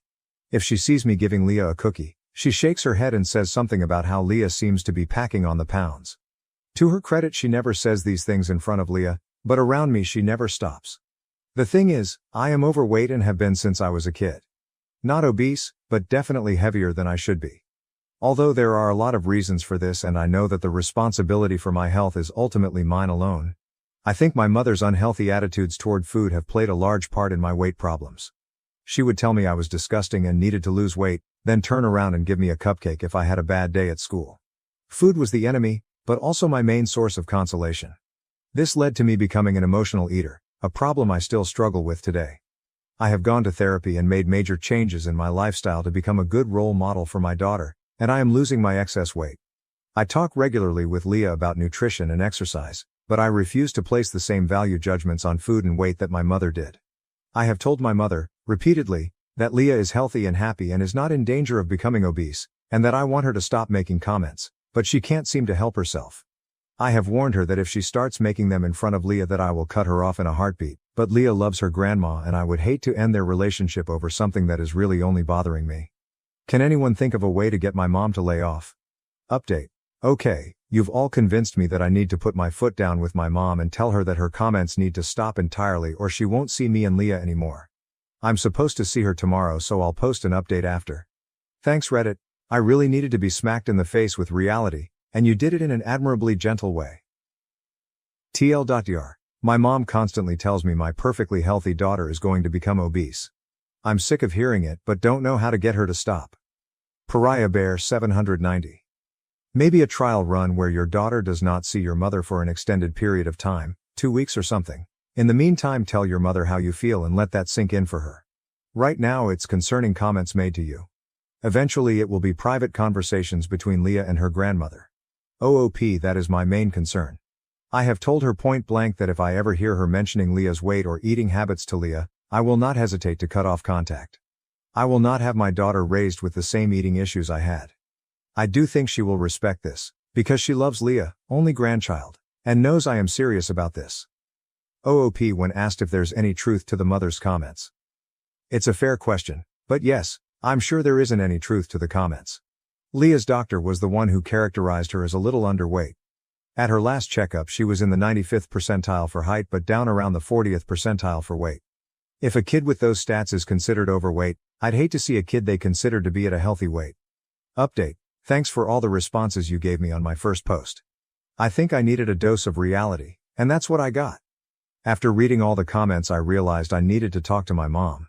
So when she came over, before she had a chance to say anything about Leah's eating habits, I took her aside and said, "Enough. Leah is healthy and happy, and your weight comments are inappropriate. They stress me out and they're bad for Leah. If you keep making them, we're just not going to see you anymore." She sputtered a bit, but ultimately agreed to my terms. I was hopeful that maybe she would actually stop making the comments so we could have a somewhat normal relationship and she could continue to see Leah. Ha ha ha. I work a part-time schedule of 2 days per week and every other weekend. This was my working weekend, so my husband was home with Leah. When I got home after work on Sunday, I could tell something was up. Leah was already in bed and my husband looked really tense. He's usually a pretty laid-back guy, so this was weird. When I asked what was up, he said we needed to talk about my mother. I had told him that I had spoken with her and that she had been warned not to make any more comments about Leah's weight. Well, apparently she just couldn't do it, because she called him, knowing I was at work, that day and told him that I was blind to Leah's problem and that he needed to get involved because I had confided in her that Leah's pediatrician told me she was at serious risk of obesity and type 2 diabetes and that we needed to change her diet so she would lose weight. What? For the record, Leah's pediatrician has never said anything like that. In fact, as I mentioned in my last post, he has told me that she is underweight. Fortunately, my husband A attends all Leah's doctor appointments and B has the sense to realize that a rail-thin child isn't edging toward obesity, so he knew it was bunk. He told my mom that she wasn't to call again until she heard from me. Well, I was livid. It was like after years and years of weight-related crap from my mom something finally snapped. I called her and the minute she said hello I just lit into her. I told her that based on her behavior she was either delusional or a manipulative sociopath, and that either way she wasn't allowed around me or my kid again. I told her she was not welcome to call, email, come over or send cards. Basically, we were going to pretend like she didn't exist. I hung up before she had a chance to get a word in edgewise. She called 15 times that night. I finally blocked her number on my cell and my husband's. We don't have a landline, so this means she can't call us at all. I had 3 emails in my inbox the next morning, which I deleted without reading before blocking her email address as well. Finally, we had given her a key to our house for emergency purposes, so first thing yesterday I had the locks changed, then took Leah out for the day. Lo and behold, when we came home my neighbor said that my mom, she recognizes her because she used to come over a lot, had been banging on the door for almost half an hour earlier that day before storming off in a huff. I can only imagine how angry she was when she realized her key didn't work anymore. I feel better than I have in years, which makes me think I did the right thing. The only thing I'm still struggling with is how to break the news to Leah. She really does love Grandma. My husband and I are going to sit down with her tonight, so I guess I have until then to figure out what to say. TL.dr. Confronted Mom, who was even crazier than I expected. Relevant comments. Happy Duck Potato. It sure didn't take long for her to not only not make comments, but to escalate it to OP's husband with lies that are easily shot down. She must be really delusional, which will most likely mean she won't back down to the no contact easily. OP, this is what concerns me. If she has any grip on reality at all, she would realize that my husband wouldn't believe her lies. Either she's actually lost it or she's playing some kind of game by saying that to him. Happy Duck Potato. I'm curious, what is her own relationship with food? Is she overweight? OP, she's not. But she definitely doesn't have a good relationship with food. She counts every calorie and tries a lot of fad diets to keep her weight down. Her attitude, which I think she got from her own mom, is almost like weight is a moral issue. Being overweight isn't just unhealthy, it means you're a bad person. An update: 1 year later, I'm rethinking having kids with my wife after what I discovered about her father. Am I the asshole? Original post. My wife Jessica, 32F, and I, 30M, have been married for 2 years and are trying for a baby. Jessica has an older sister, Mary, that she isn't close to. She told me that they had a huge falling out over some family drama and just don't speak anymore. I asked a few times about the entire situation, but she would say she doesn't like talking about it and doesn't think it's important. It was Jessica's brother's birthday yesterday and we were all over at his house to celebrate. Mary made an appearance and there was a lot of drama. Long story short, she called Jessica and her brothers out for still associating with their dad when they know that he is a child molester. No one was paying her any mind and I was really confused on what the hell was going on. When Mary left and Jessica and I went home, I asked Jessica what the hell happened. She said that when they were kids, Mary used to claim that their dad used to molest her. I asked if it's true and Jessica was stuttering a lot. She said she knows her dad used to do bad things but that Mary cut them all off when she turned 18 and moved out. I asked if she is admitting that she knows her dad was a child molester and did things to his own daughter. She said he doesn't do it anymore and he was just in a really bad place in his life and he apologized to Mary, so there's nothing else anyone can do for Mary. I was honestly appalled. I also feel so terrible for Mary. Jessica made it seem like Mary did something wrong and deserved to be basically exiled from the family. I could have never imagined that this is what happened. I asked if she expects me to now be willing to have that man around our future children and she started shouting at me, saying I'm judging him off something that happened 2 decades ago and whether I like it or not, he is going to be our child's grandpa and he will be in their lives. I said if she insists on it, I think we need to hold off on having kids and have serious conversations about it. She's extremely angry at me but I don't know how I could better react, to be honest. This feels like a huge deal that she is minimizing. AITA, relevant comments. Commenter, NTA and run. Please talk to someone from RAIN. They are an organization for victims of sexual assault. This is not something minor like occasionally being crabby with your kids on the mornings you have a migraine. This is a crime. I know a victim of child sexual abuse and many years later and thousands of dollars in therapy, this woman is still hurting. You need to get out now. OOP. I wish I could accurately describe how Mary looked and sounded when she was going off on her siblings that day. It actually sent shivers down my spine. She looked so angry but so defeated at the same time. All while they were all looking at her like she was crazy. I still can't wrap my head around it. I want to reach out to her and check if she's alright, but I don't know how appropriate that will be. Commenter, NTA, someone who has glossed over child molestation. Would she want to leave a future child of yours with grandpa for the night? That's chilling. And once you have kids, even if you divorced her for this later, you couldn't get full custody over this, if grandpa never went to prison for it and isn't a convicted sex offender. It's awful all the way around. I can't believe you've been married 2 years before you even hear this story. OP, that's exactly what I was thinking. He never went to prison.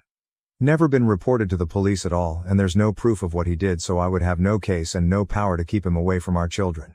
I don't want to feel helpless in what happens to my children. I don't want to fail them like that. I don't think I should even have them with her at any point now that this has all come to light. Commenter, and I bet she did everything she could to hide this from him their whole relationship. OOP, I think this is a huge part of why I'm so angry at her. She had so many opportunities to tell me. There are instances where she had to have actively gone out of her way to keep this entire thing from me. And if Mary hadn't shown up to their brother's birthday party, I would have still been in the dark. Top comment, NTA pedophiles rarely retire. There is no consensus bot on AITA, but top comments were NTA. This is still one of the most popular posts of all time on the AITA sub-update post. It's been nearly a year since my initial post, so I thought I would give an update. A few days after my original post, I sat Jessica down and told her how I was feeling. I told her I'm not okay with what she and her family had done to Mary. They knew what their dad had done to her but still chose to take his side and make Mary look crazy. I told her I'm also not okay with brushing her father's crimes under the rug. She was quiet and didn't say anything. She didn't try to defend herself or her family. She was just staring at me in a very chilling way. Almost like she was indifferent to whatever I had to say and just wanted it to be over. I told her I needed time to myself and I would leave and think about what I wanted to do. Suddenly she was paying attention. She seemed shocked and panicked. She started begging me not to leave, saying I'll get over it in a few days when we get back to how we usually are and things settle down. She said all families have skeletons in their closet and that this can't define our marriage. I said no and I left the house for a few days. I ignored all her calls and those of her family. I reached out to Mary on Facebook. I wrote her a lengthy message about how I had no idea all she had been through and that I'm so sorry for how her family treated her. I told her to reach out to me if she ever needs anything. She got back to me and asked if we could meet for coffee. We met up the day after. At first it was small talk, Then she asked if I would be okay if she told me her version of events. I said of course I would, and she spoke to me about it. Everything her dad did and how her family treated her after she told them. I felt physically sick. She even told me stories about how Jessica told her friends that Mary has a mental condition that causes hallucinations, and that just in case Mary starts rumors about their family, that's why. A lot of people still believe Mary has a mental condition because of Jessica. I knew after that talk that I had to end things with Jessica. I went over to our house and told her I want a divorce. I told her I cannot stand the thought of being her husband and a part of their disgusting family. All she did was cry and ask all this for her. I knew then that she hadn't changed. She was still the same person that did all of those things to Mary, and she was still doing them. We're still not officially divorced, but we haven't been together since, and we are going through the process. It's just taking longer than I thought to get it finalized. Mary and I became friends. I invited her to a birthday dinner my family were hosting for me, and she hit it off with my cousin. He's crazy about her, and she seems really happy with him too. He keeps asking me if it would be too early to propose, and I have to tell him to not scare her away lol. But they have a really wholesome relationship and I'm really happy for them. As for me, I'm just surviving. Divorces are tough, but I know I made the right choice. Thank you to everyone that responded and gave me advice, I really appreciate it. Relevant comments. Comment 1. WTF, did I read now? Do all families have skeletons? This is not a skeleton, this is a whole cemetery. Reply. Family skeletons are usually benign, trivial, even banal, at least in my family they are. This is a full-on family conspiracy to make Mary look like she's lost her mind while shielding a pedophile. Fuck yeah. OOP made the right call to walk away from this mess. Mine aren't benign, but they're either just weird or alcoholism, drug abuse, untreated mental illness, etc. Like, the normal amount of fucked up. Or, maybe a little more but like, not defending a pedophile. More just, sympathy for addicts. Comment 2, all she did was cry and ask, all this for her.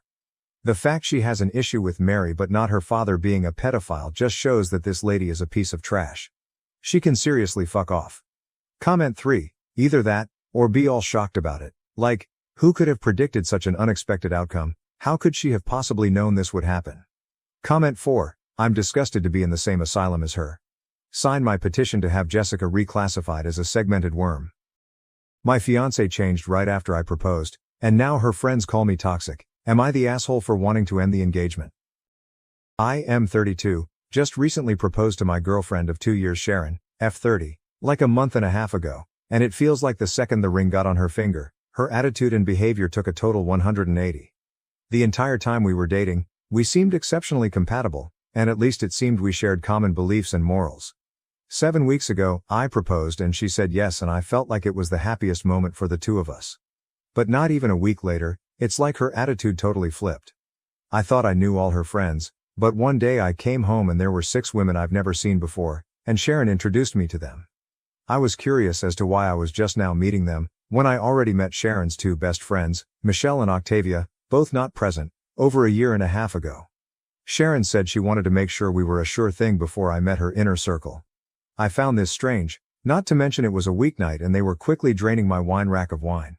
Sharon still had her own place, but she stayed with me so often she practically lives there. Still, I found it incredibly rude when they left, with 4 empty bottles of rosé in their wake.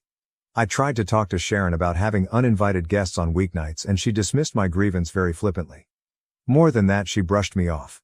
The following weeks she went out with the girls several times, and when she brought the girls to my place, twice without notice, once with notice to appease me, her words, they all treated me like a butler, shaking their empty wine glasses at me for refills. After the 4th time, I made it clear that I will get a locked wine rack. Sharon just called me no fun after that. It gets worse. Sharon decided me and the girls got off on the wrong foot, and said we should have dinner together at a nice restaurant. Well, I went and it was not great.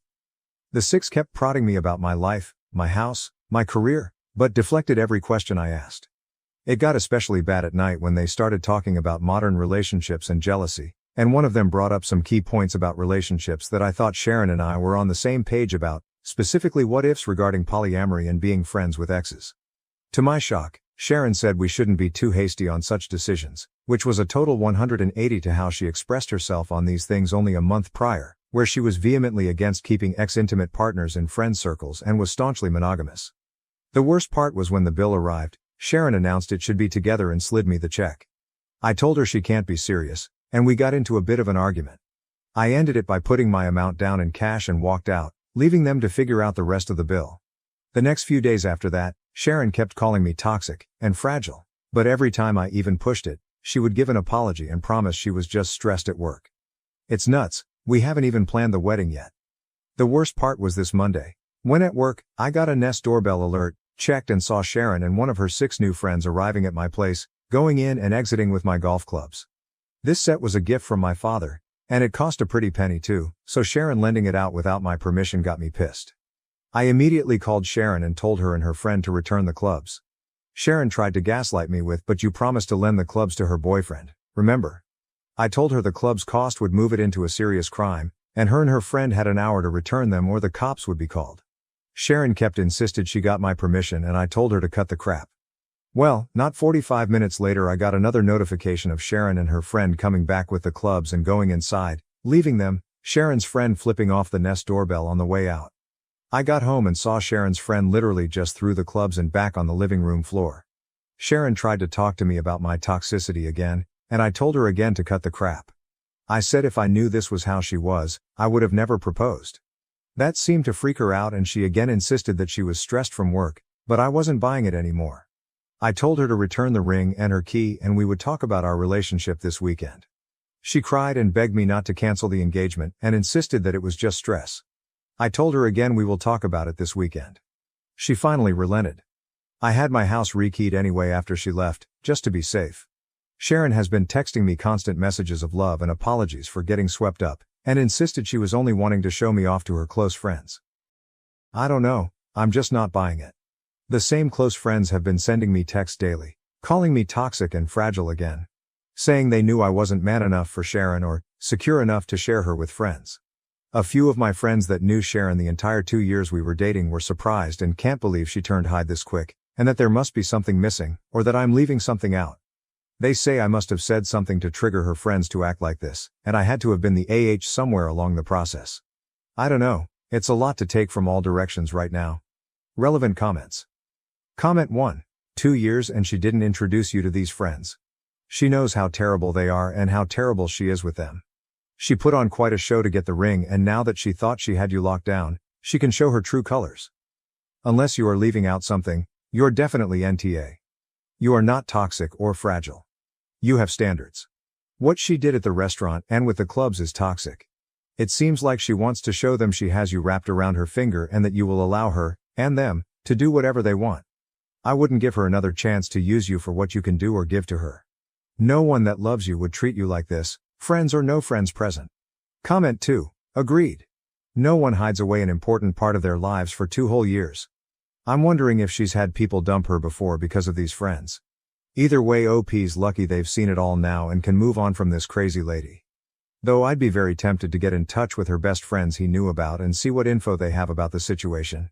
Just because I really am a nosy fucker. Comment 3.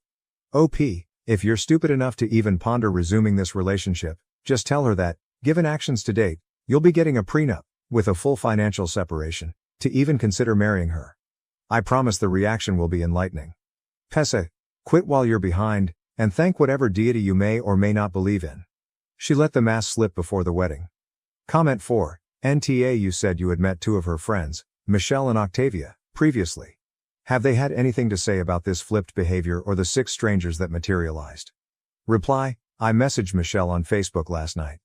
I asked her about the 6 and she told me that her, Octavia and Sharon are cousins and grew up together.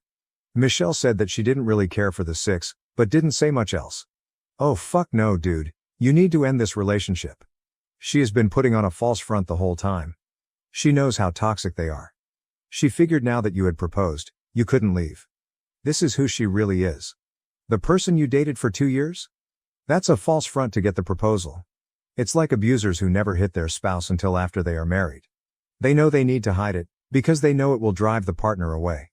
They wait till the commitment is deep enough. She showed her hand too fast and too early.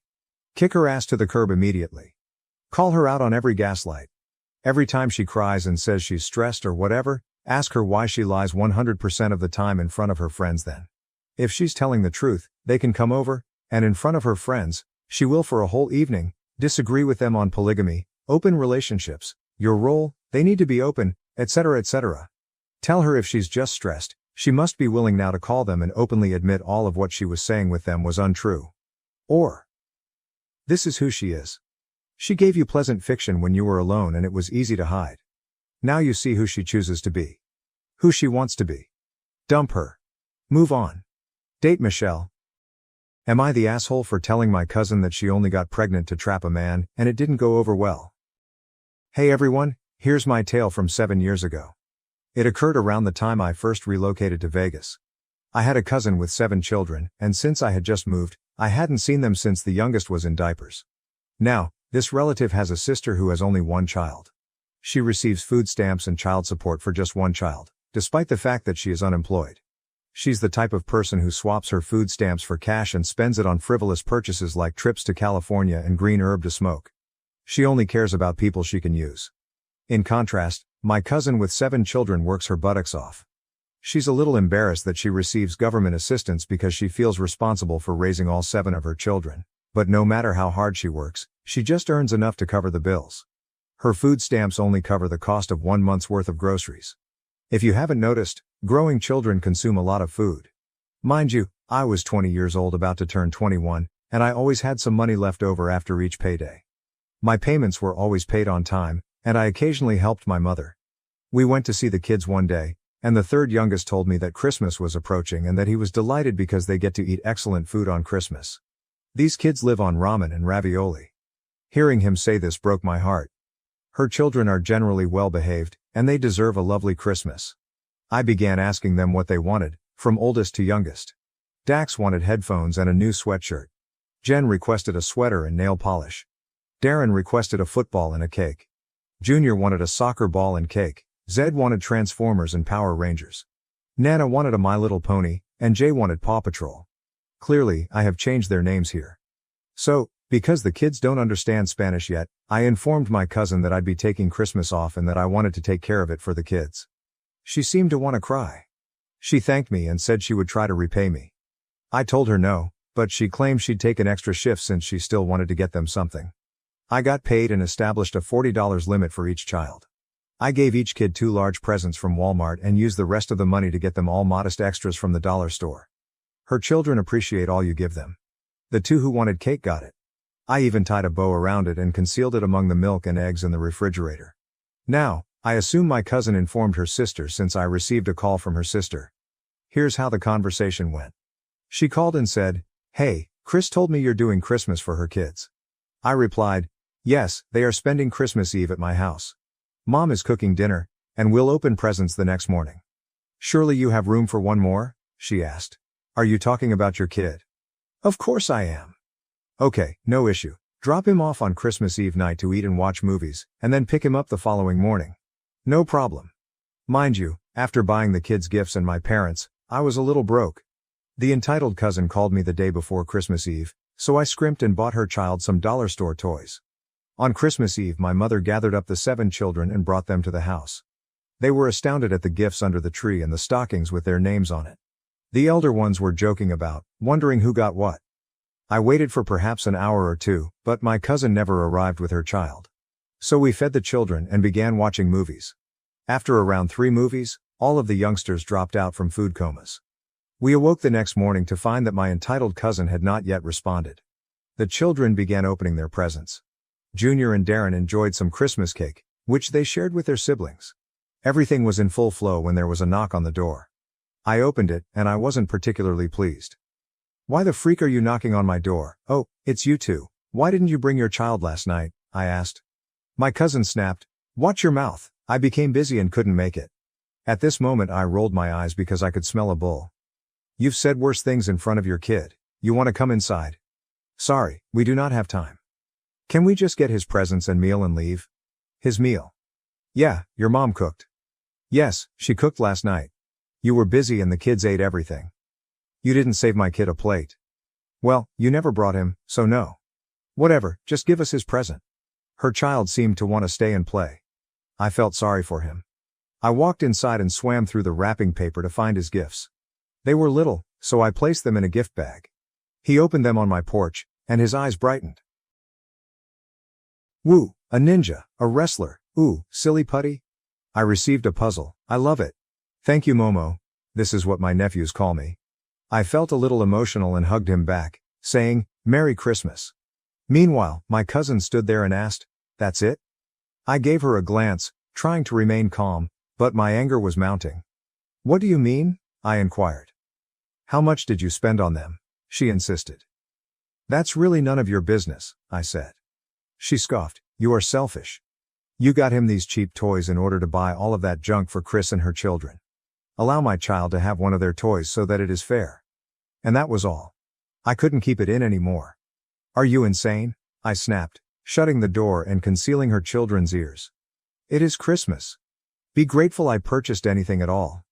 You only call us when you need something. You deprive your son of a wonderful time since all you care about is yourself. This is not fair to him. You waste your money on frivolous things when you have a full child to care for. You only have one child, and because you milk your baby daddy, that poor guy pays a lot of money for his son, while you spend it on your nails and marijuana. How about you act your age and take responsibility for once? She appeared shocked. Who do you think you are? She exclaimed. I'm not a lady who intentionally became pregnant in order to trap a man. A mother who does not get aid but pays taxes so that lazy people like you can feed their children. The woman who bought your child Christmas presents because I was not selfish like his mother. She appeared to want to hit me, and she probably would have if my mother hadn't come outside. My cousin felt intimidated by my mother, so she grabbed her child and went. Later, she moved to Chicago to leech off her mother. I hope her child is okay and doesn't take up on her bad habits. Late update. I spoke with my cousin who has 7 children, and she contacted their mother in Chicago. The child has grown taller, wow, genetics, and his grandmother has legal custody of him. His mother got in trouble with the authorities, as one would expect, but it wasn't because of drugs. She is serving time and has lost custody. His father still lives in Las Vegas, but he cannot afford to care for him because he is struggling to care for himself. My cousin is saving his allowance for a trip to see us, so I handed him $250 to help. Was I a jerk for calling out my cousin like that? Nope. At the very least, I ensured that the child did not hear me or took steps to minimize it. I honestly don't understand how people like her rationalize their actions. Whether she took the child out of laziness or with the intention of receiving free presents, she is still a bad parent, and it appears that social services agreed with me. However, inconveniencing a large number of other people in order to receive free food and toys that you had no intention of giving to your child is both lazy and selfish. At the very least, her child appears to be capable of outperforming his mother. Hopefully, without her influence, he will mature into a well-adjusted and moral individual who learns from her mistakes. If his father cannot afford to see him, it appears that he has a difficult situation. This reminded me of how grateful I was as a child for the cheapest bargain bin toys. Until my early teens, I was content with a modest toy from the dollar shop. It demonstrates how difficult things must be for my other cousins' children when they request sweaters, indicating a need for warm clothing rather than taking it for granted. My friends are chipping in $8 each for my wedding gift after I spent thousands on theirs. Am I the asshole for implying they're being cheap?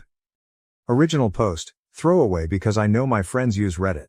I, 38F, am marrying my fiancé, 38M next year. I'm the last of my friends to get married and honestly, I'd made my peace with being single and getting a dog before I met my fiancé. I am part of a group of 6 girlfriends who have all known each other since college. We've been through everything together, breakups, holidays, weddings, babies, promotions.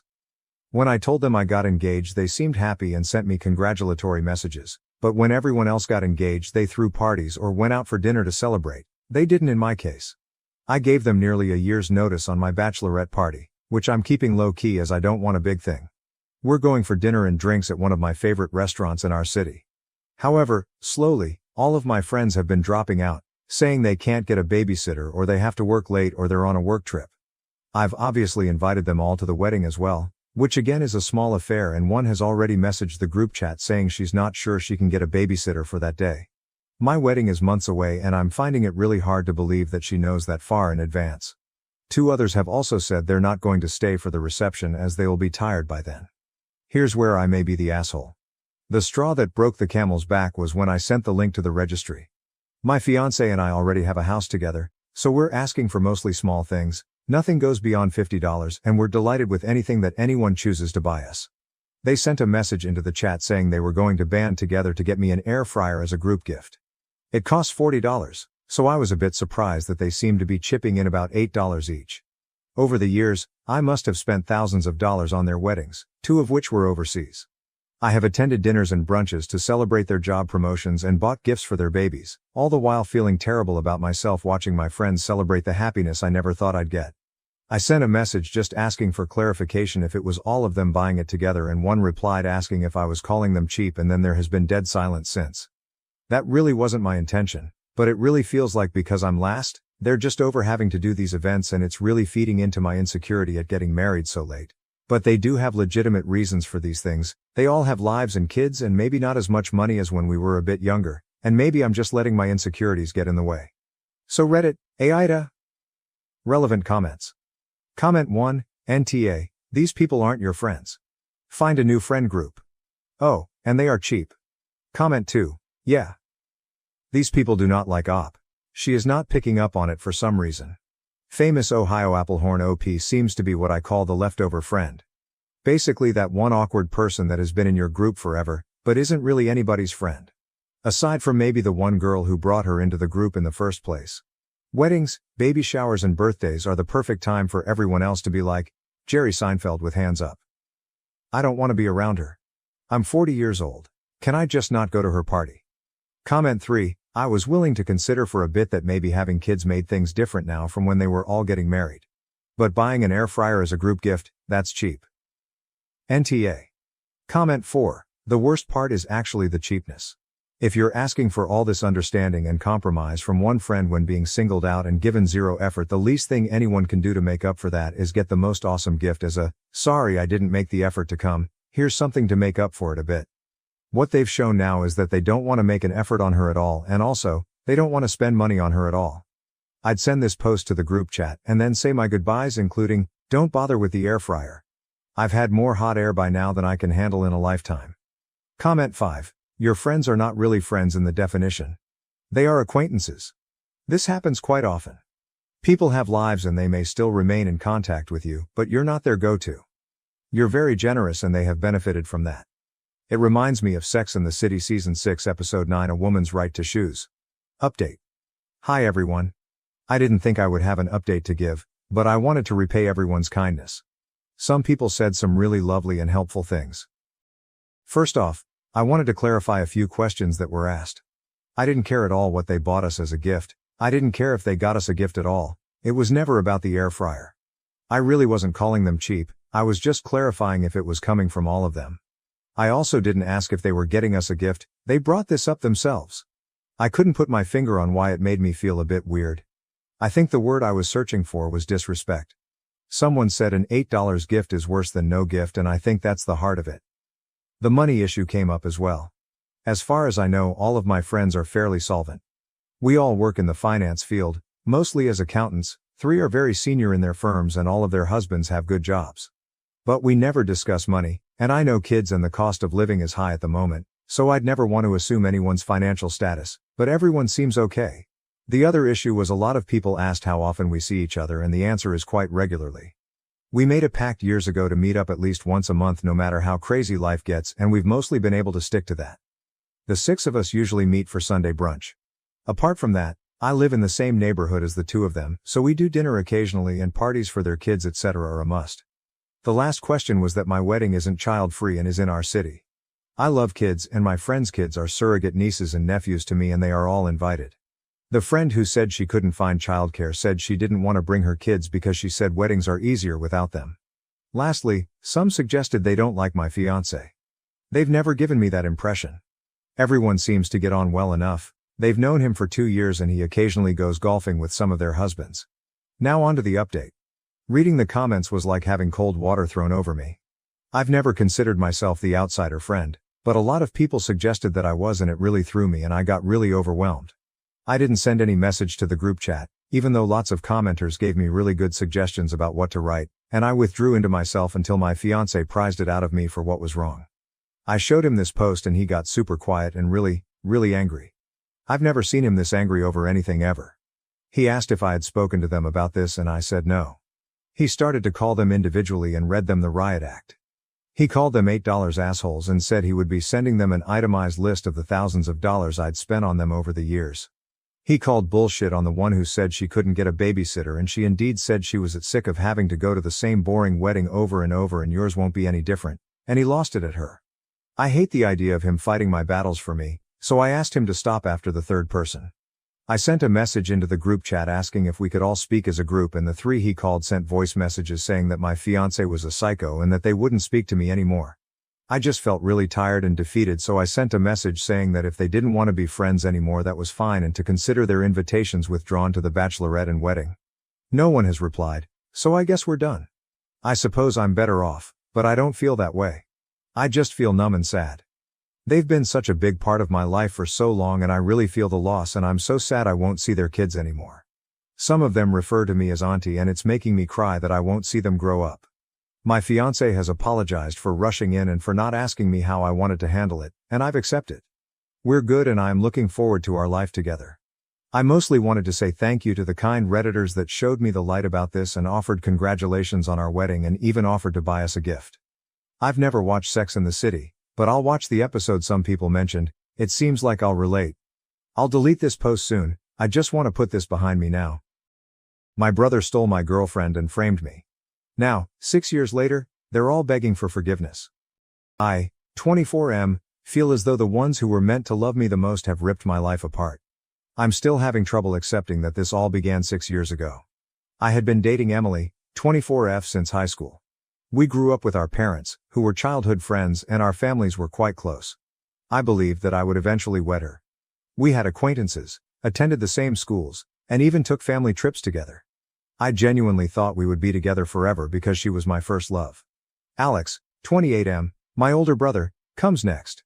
He has always been my parents' favorite child, smart, gregarious, and successful. Before everything broke apart, I didn't think it would matter.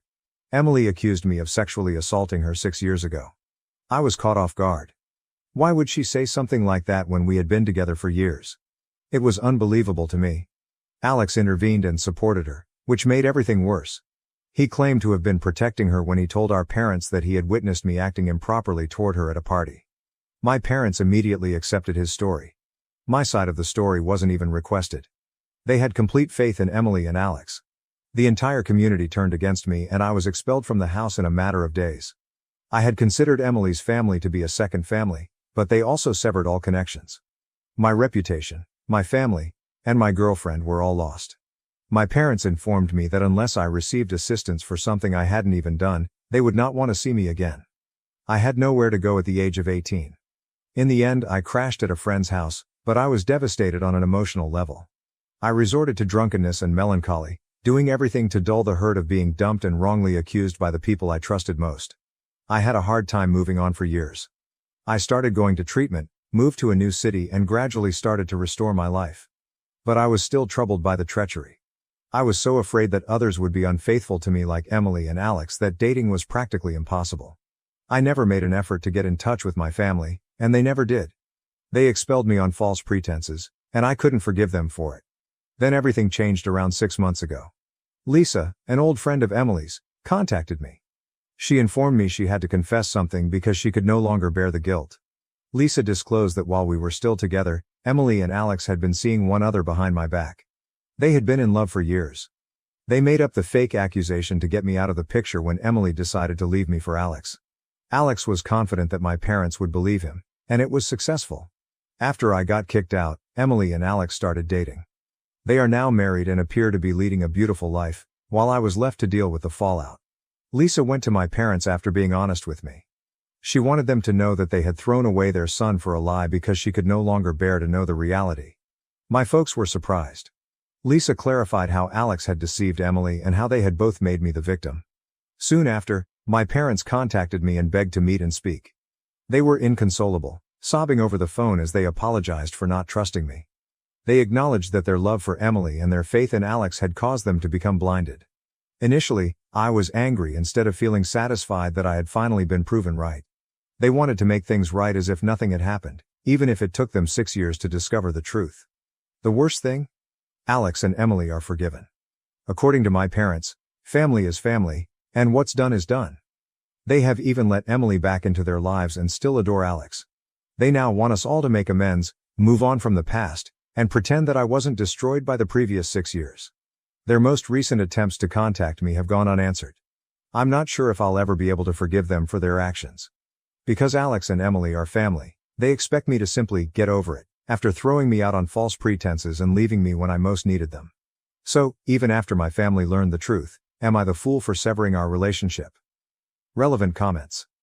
Telling them that you don't want to be a part of their life as long as they continue to have Alex and Emily in them is quite reasonable.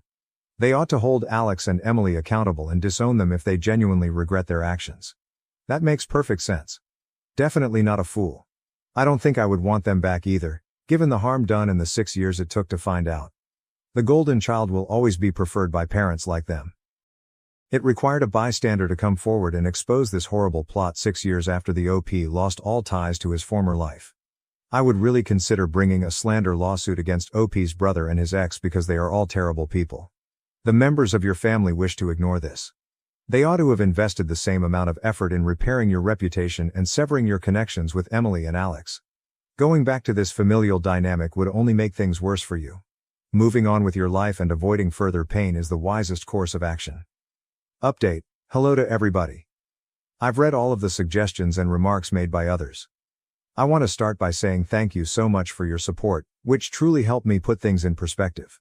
Since I tend to act rashly, I spoke with my therapist and close friends following this incident and made a decision. I've made the decision that neither Emily nor Alex will face legal action from me, nor will I pursue retribution of any kind. I simply want this to end after everything I've been through. They and my family are not worth any more of my energy. I need to move on because dragging this through the legal system for slander or defamation will simply make me feel more bound to the past. It became evident to me after speaking with my therapist that retaining the anger was only making me feel worse. I choose not to allow this to rekindle old scars since I've spent so many years starting over in my life, through therapy, overcoming my alcoholism, landing a job I enjoy and developing a new network of genuine friends. I decided to let my family know that I don't want to communicate with them. I clarified that I have no interest in reliving the past or acting as though things could return to as they were. I wished them well and expressed my hope that they would be able to move on without me. I then blocked their phone numbers. Alex and Emily purchased burner phones with new numbers to call me for a few hours, but I haven't returned any of their calls. Their insistence on apologizing and reassembling the family only after everyone else has discovered what they truly did enrages me. Some may argue that I ought to have put up a stronger fight or held them accountable, but I'm done. I no longer require their approval or an apology. I have decided to permanently close this chapter. Positively, news of Emily and Alex's actions spread throughout the community. Since I was raised in a tiny town, I suppose word got around fast. My parents have been publicly humiliated, and people are now boycotting Alex's company. To get away from the city, Emily's parents and I are considering relocating to the country. I am aware of this because I am constantly receiving messages about how my activities are impacting others, which is, to be honest, rather crazy. Nevertheless, I am somewhat proud that they aren't getting away with it. A few others also wanted to know how I made ends meet. This occurred after I'd graduated from high school. With student loans, I was able to enroll in a comparatively good college because of my respectable grades. Before I landed a job in my profession, I worked at a few odd jobs. Although it's a starting salary, it's better than what I had previously. Since I was able to live with friends after college, I must admit that, in spite of my enormous student loan debt, I'm very content with my life given everything I've gone through. I also wanted to address the claims made by some that this was a hoax because of my previous posts. It is a joint account between myself and my pals. We may have come together because we have all experienced trauma and difficult family issues. However, I would like to thank everyone for their support and guidance. 6 years have passed, and it still seems unbelievable that I could have experienced any of this. I felt more confident to take the necessary action after reading your advice. Thank you. I'm hoping that this will allow me to go forward without turning around. Am I the asshole for leaving after my partner stopped the pill and tampered with condoms to get pregnant against my will? Original post. My partner has been on the pill throughout our relationship and we've been in a bit of a battle these past few weeks over having children. I categorically said that I don't want them and started using condoms for double protection. This morning, she told me that she's pregnant and I asked how this could happen when we'd been so careful. She admitted to coming off the pill and piercing through the condoms that we have stored. I've said that I don't want this and that I'm not up for marrying into a relationship based on lies. She says she's keeping it and has already told her friends, as according to her, she'd done the test 8 weeks ago and was keeping it quiet in the hopes that I'd change my mind. I have no idea what to do here. Help. I am in England and am 29. Update. Firstly, thanks so much for all your comments. I didn't expect this to blow up quite so much as it did. Secondly, I want to get a few things straight as people seem to be struggling with timelines. A. My partner and I were due to get married in a few short weeks. We have had many long and involved conversations during our relationship about us both wanting to remain a child-free family over the years that we have been together. Around 2-3 months ago, they started to appear to change their mind, which I feel insecure and unhappy about, as it is not something that I want from life, which is why I'd booked a vasectomy through the NHS. I cannot afford to go private as money is very tight, again another reason I do not want children. B. She admitted to tampering with condoms and said that she'd come off the pill several weeks ago. At that point, prior to her saying that kids might be an option for her, we were still having sex and I was under the impression that we were protected as she was on the pill. I have made no secret about how I do not want kids, and she is fully aware of my reasons behind that, which I do not have to share with strangers on the internet. C. She has shown me a test and it confirms that she is pregnant. I have asked that she get an abortion. She has refused, and I feel the trust has gone completely from our relationship. We are now in the process of canceling the engagement, which she isn't happy with at all and has said that I'm ruining her life. Now, for those people telling me to go to therapy, man up or that I'm lying. It's great that you disagree with me, but I'd never tell you to attend therapy if your worldview differed to mine, that I should be at fault after my partner has lied to me, apparently for months, and that I'm a liar. Here's a few other things for you. No, I do not like kids and I don't like entitled parents. I see it the same as disliking dogs, cats or birds. That is my opinion. Not for everyone, and not all people have to tolerate your madness. My disinterest and lack of care towards them is one of the many reasons why it would be idiotic for me to be a father. Those calling bullshit on the 21+ wedding venue thing are just wrong. It's a stipulation of the venue we chose, nothing more and nothing less. The plain thing happened several years ago. The smoking area fiasco occurred over a year ago. Colleagues bringing their newborns into work is a continued pain and just really gets my goat, just like some people don't like Susan to eat her tuna mayo baguette. It shows a complete and utter lack of etiquette and thought by parents who are coming out in their droves to tell me how wrong I am about their decision. We'll provide updates as and when I get through all the comments. Be kind, people. Update 2. I spoke to a lawyer earlier today who has advised that as we are not married that I won't automatically be added to the birth certificate. Woohoo! My ex-partner can still claim that I'm the biological father, but without my consent to a DNA test is unlikely to be able to prove it, unless it is ordered by the court, but as I've been coerced into this, my lawyer thinks ex-partner and family will back down as I have evidence. The lawyer advised that I don't waive my parental rights yet, as it would indicate that I still believe the fetus could be mine. So I just have to bide my time and leave the country till this all blows over. The lawyer also suggested that I go self-employed but didn't divulge the specifics. My ex-partner has admitted to coming off birth control and piercing the condoms, which she said she'd done around 3 months ago, as she knew I was due a vasectomy early next week and thought I'd change my mind. She has refused to have an abortion, which is her right, and I've refused any involvement. Has anyone been through this before and managed not to pay out? I think I've got a pretty good case. Update 3. My ex-partner is going to keep the baby. She wants me to be involved in her life and says she doesn't want to lose me over something like this. A life-changing unwanted event? Yeah, sure, haha. I have said that I will be having nothing to do with this mistake and that all responsibility now lies with her and her family. She has been blocked from using any form of mobile communication with me, and I have now been sent 3 letters by her to my parents' house. The last letter included a scan of the embryo and a note requesting that I submit a DNA sample. The scan has confirmed that she is 13-14 weeks pregnant, which means that she kept this hidden for a good chunk of time. She has said that she will not have an abortion as this is what she always wanted, and that she will be taking me to court if I don't offer to help. The more time that goes on, the more she makes this an awful situation, the more I hate her. I refused the DNA test and sent her screenshots, on my lawyer's advice, of the conversation where she admitted to coming off the pill and piercing condoms in an attempt to get pregnant. She has now gone quiet, until this morning. She is pursuing legal action against me, my family, and is looking for a private arrangement of child support. The amount she wants for this bag of cells is triple the recommended amount via the government, and is one of the reasons she is trying to get me to admit that it's my DNA in that embryo so that I can keep me. I have just lost my job. I have no savings. This is going to ruin me. My life and the only way out that I can think of is just to run off a cliff and hope for the best. I hate this. AITA has no consensus bot. OOP received mixed reactions. Relevant comments. OOP on having the conversation with his partner about children. OOP, we did have that conversation. 8 years ago. She changed the rules. She and I agreed on no kids 8 years ago. She then lied about birth control and put holes in the condoms we used to have sex. How the fuck is that me causing a problem? You sound like a delightful chap. She was my partner, now she isn't. Also, dude, regardless of where we are in our relationship, there's always respect for the women, not girls, that I'm with. I would not call my partner my girlfriend, because I don't like the term. As I mentioned in my post, we had the conversation 8 years ago, and as I've mentioned in other posts asking for advice, we've always spoken about being a child-free couple. My point here, if you read it with your peepers focused on the words, is that she made the decision to go off birth control without telling me at some point, I don't know when.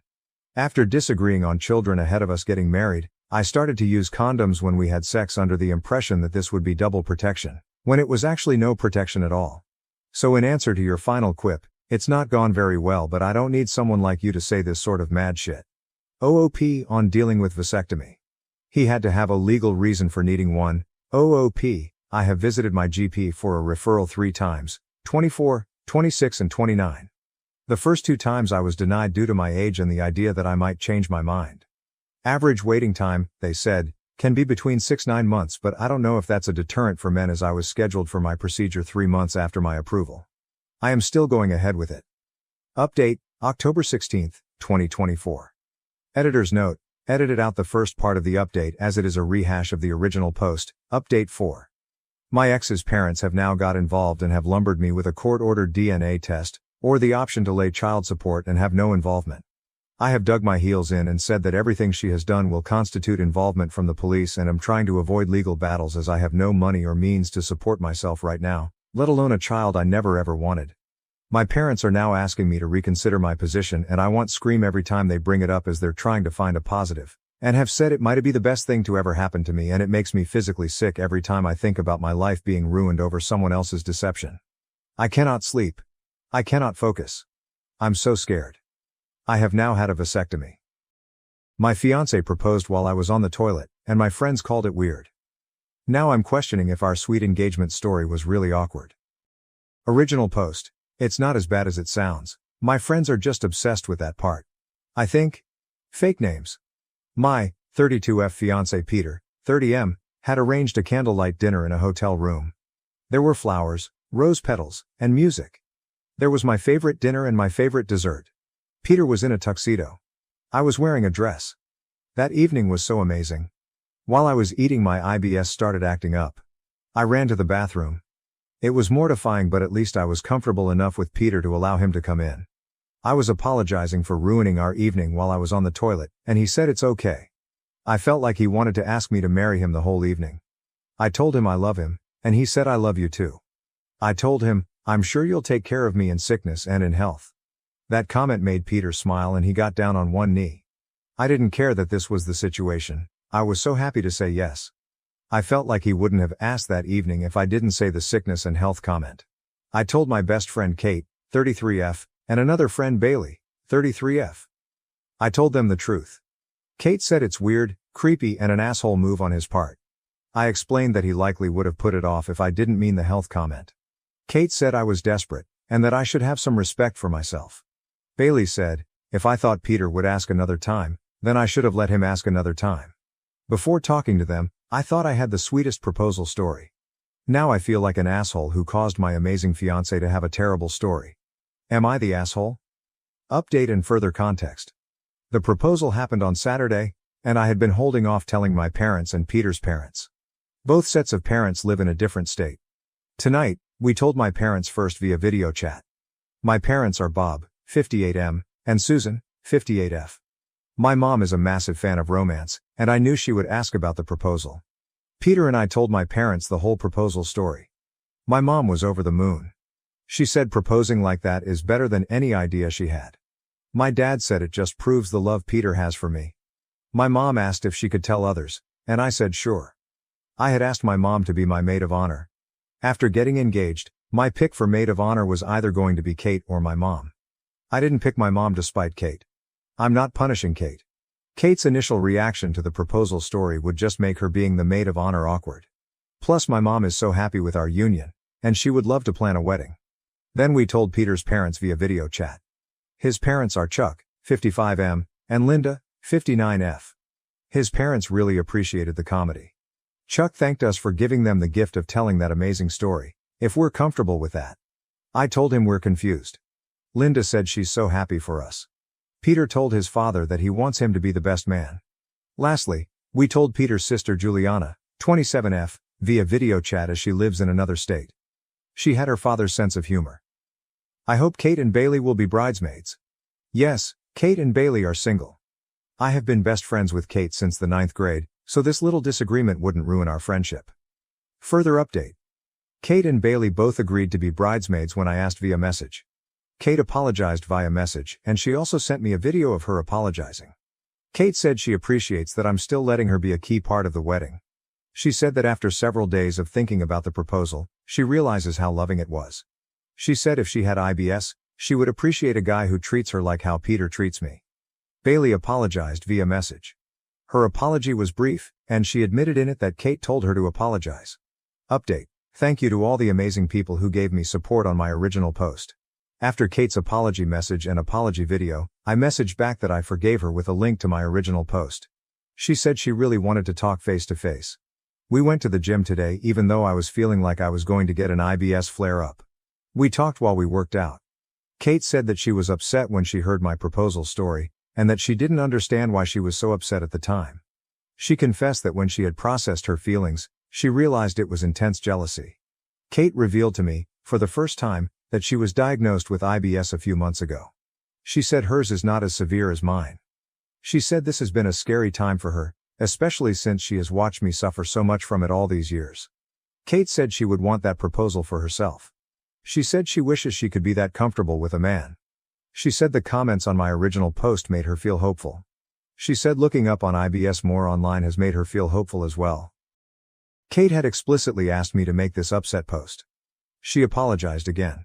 She said she's glad that my mom is the maid of honor instead of her. She said she's happy for me but also very jealous.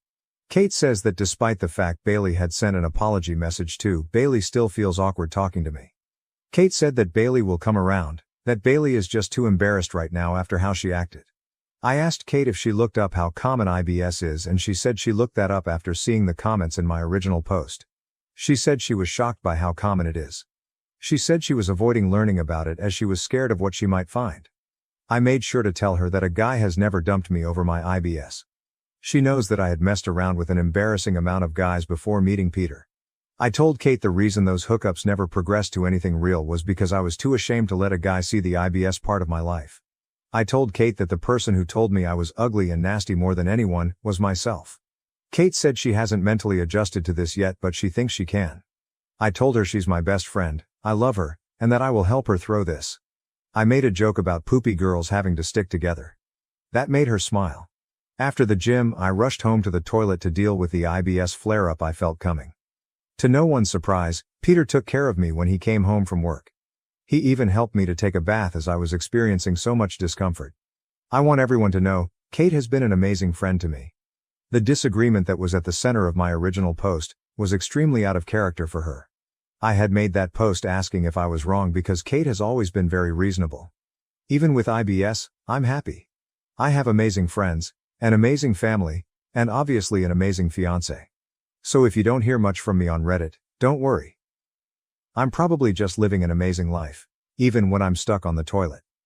Update 2. Right now, I'm suffering from one of the worst IBS flare-ups of my life. Plus I have one whopper of a cold. But I have good news. Both Kate and Bailey visited me. Bailey now knows about Kate's IBS from Kate. I was so sick I was laying in bed when my friends visited. Peter was there to help me, of course. Bailey actually cried as she gave her first face-to-face apology for her reaction to my proposal story. She apologized to both Peter and I. She even hugged me despite the fact that I have a cold. Peter and I both accepted Bailey's apology. I told Bailey that she doesn't have to be embarrassed to talk to me. My friends and I talked for a little while before I needed to go to the bathroom. They wished me well before leaving. Peter took care of me, of course. I'm glad that I'm on good terms with both of my closest friends. OOP posted to AMA, I am an IBS girl and I'm getting married to a man who accepts me. AMA, September 25, 2024. I'm a 32-year-old with horrible IBS. I'm getting married to a 30-year-old man who loves me in sickness and in health. My fiancé is the sweetest, as he didn't let my sickness ruin his proposal. I had to rush to the bathroom during our dinner in our hotel room, and he asked me to marry him while I was on the toilet. He probably would have done it another time, but I made hints that I knew he wanted to propose. I'm incredibly happy. At this very moment, I'm suffering from both an IBS flare-up and a cold, so I have time for a Q&A. Ask me anything. My husband asked me to flash road workers. I did and he became furious and pushed me out of the car. Was he being a jerk? Original post, been together 10 years, married for 6. The last 2 or 3 years he's started to show less and less interest in me.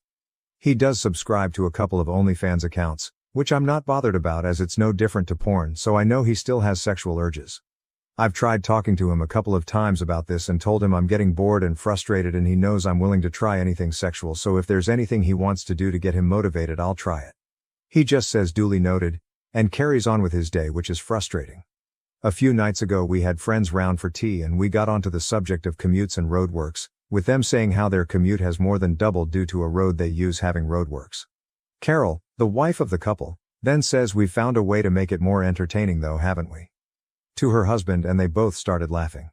She then tells us that the roadworks are about 3 miles long with the groups of workers spread out to maybe 7 or 8 groups, and they are normally going 10 to 15 miles per hour, so when they get near one of the groups he beeps and she flashes them and they all cheer. I couldn't believe it as they seem so straight-laced. That night when they left my husband was saying how brave it is of them and that we should do it the next morning. I asked if he's sure. This is a man who didn't like when I posted a bikini pic on Facebook, and he said yes, and we even had sex that night for the first time in months, and he initiated for the first time in years. The next morning we were both at work and as soon as he woke up he mentioned me flashing. I asked if he's sure and it wasn't just horny talk, and what if the men don't want to be flashed. He said he's sure and all men want to be flashed. We drive to the road and we see a group of workmen and my husband gets all giddy and says, "Are you ready?" I say yes and he says now. And beeps his horn and I lift my top up and they all cheer. We are going about 10 miles per hour when suddenly he slams his brakes on and tells me to get out. I was in shock. His face is red with anger and he's shouting, "Get out, you fucking slag." I start crying and he's leaning over me opening my car door and then takes off my seatbelt and starts pushing me out. The cars behind are beeping as he's stopped traffic and he's yelling at the top of his voice.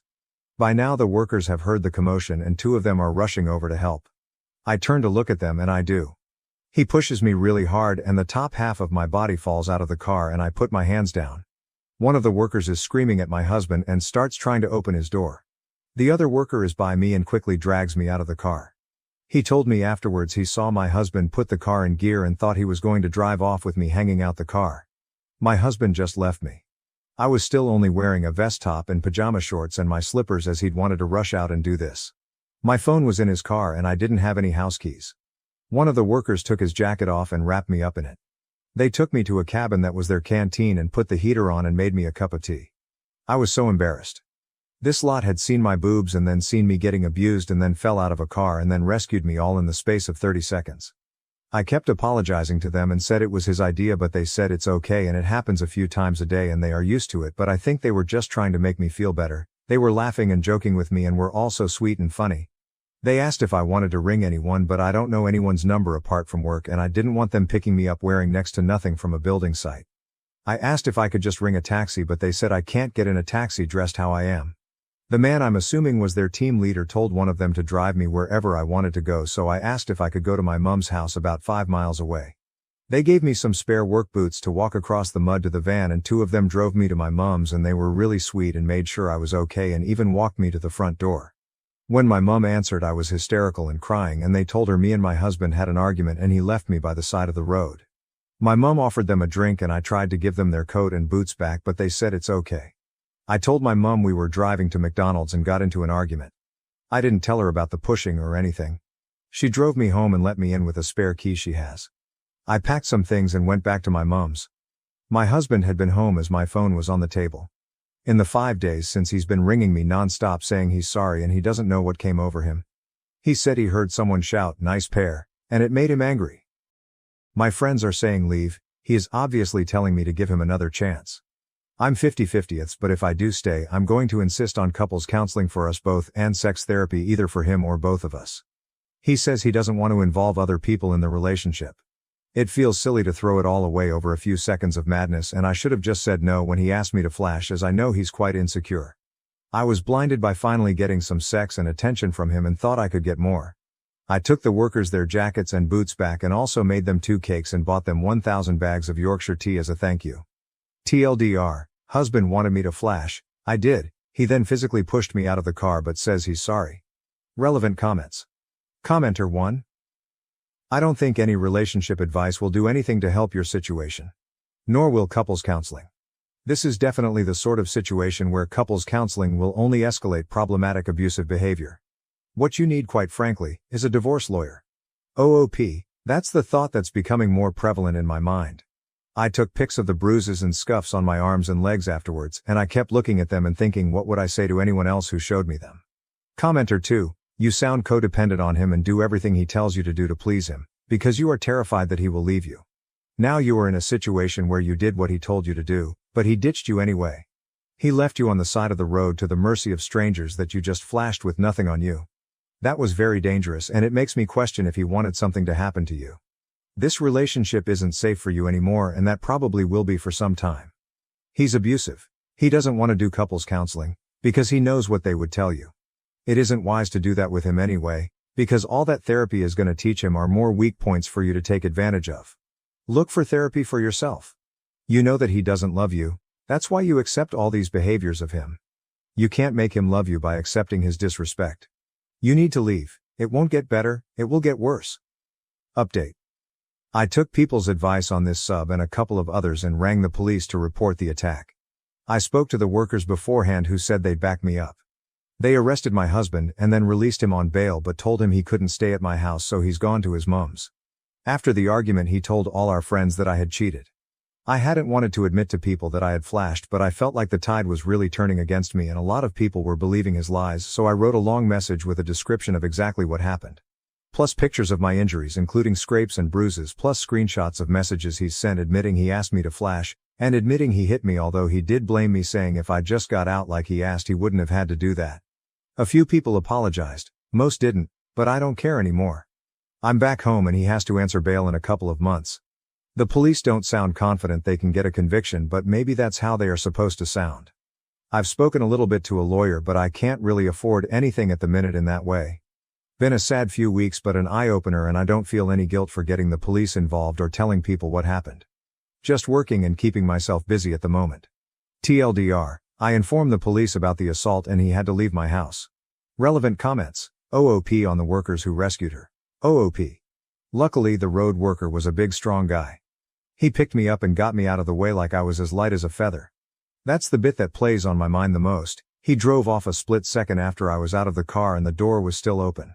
I think in his mind I was still half in the car when he drove off. Can OP go to a safe place and away from her husband? OP, I don't think I need protection. My brother is staying with me now and he could beat up 10 of my husbands with one hand. Plus I feel like there's more deserving people than me who need a charity's help. OOP telling the police what happened and how they have responded. OP, I did tell the police exactly what happened, as did the workmen. Believe it or not, the police didn't care about me showing flesh and cared more about me getting beaten up and nearly ran over. My dad wants me to apologize to his girlfriend's children for calling out their racist comments about my race. Original post. Bear with me, I'll try my very best to keep this as short as possible. My parents split when I was 23 and my sister was 20. They were such a poor match and I'm surprised they lasted so long, and both of us breathed a bit of a sigh of relief when they split. Everyone was immediately happier, and since then both of our parents have found new partners. I've always had a good relationship with my dad, albeit a bit of a strained one.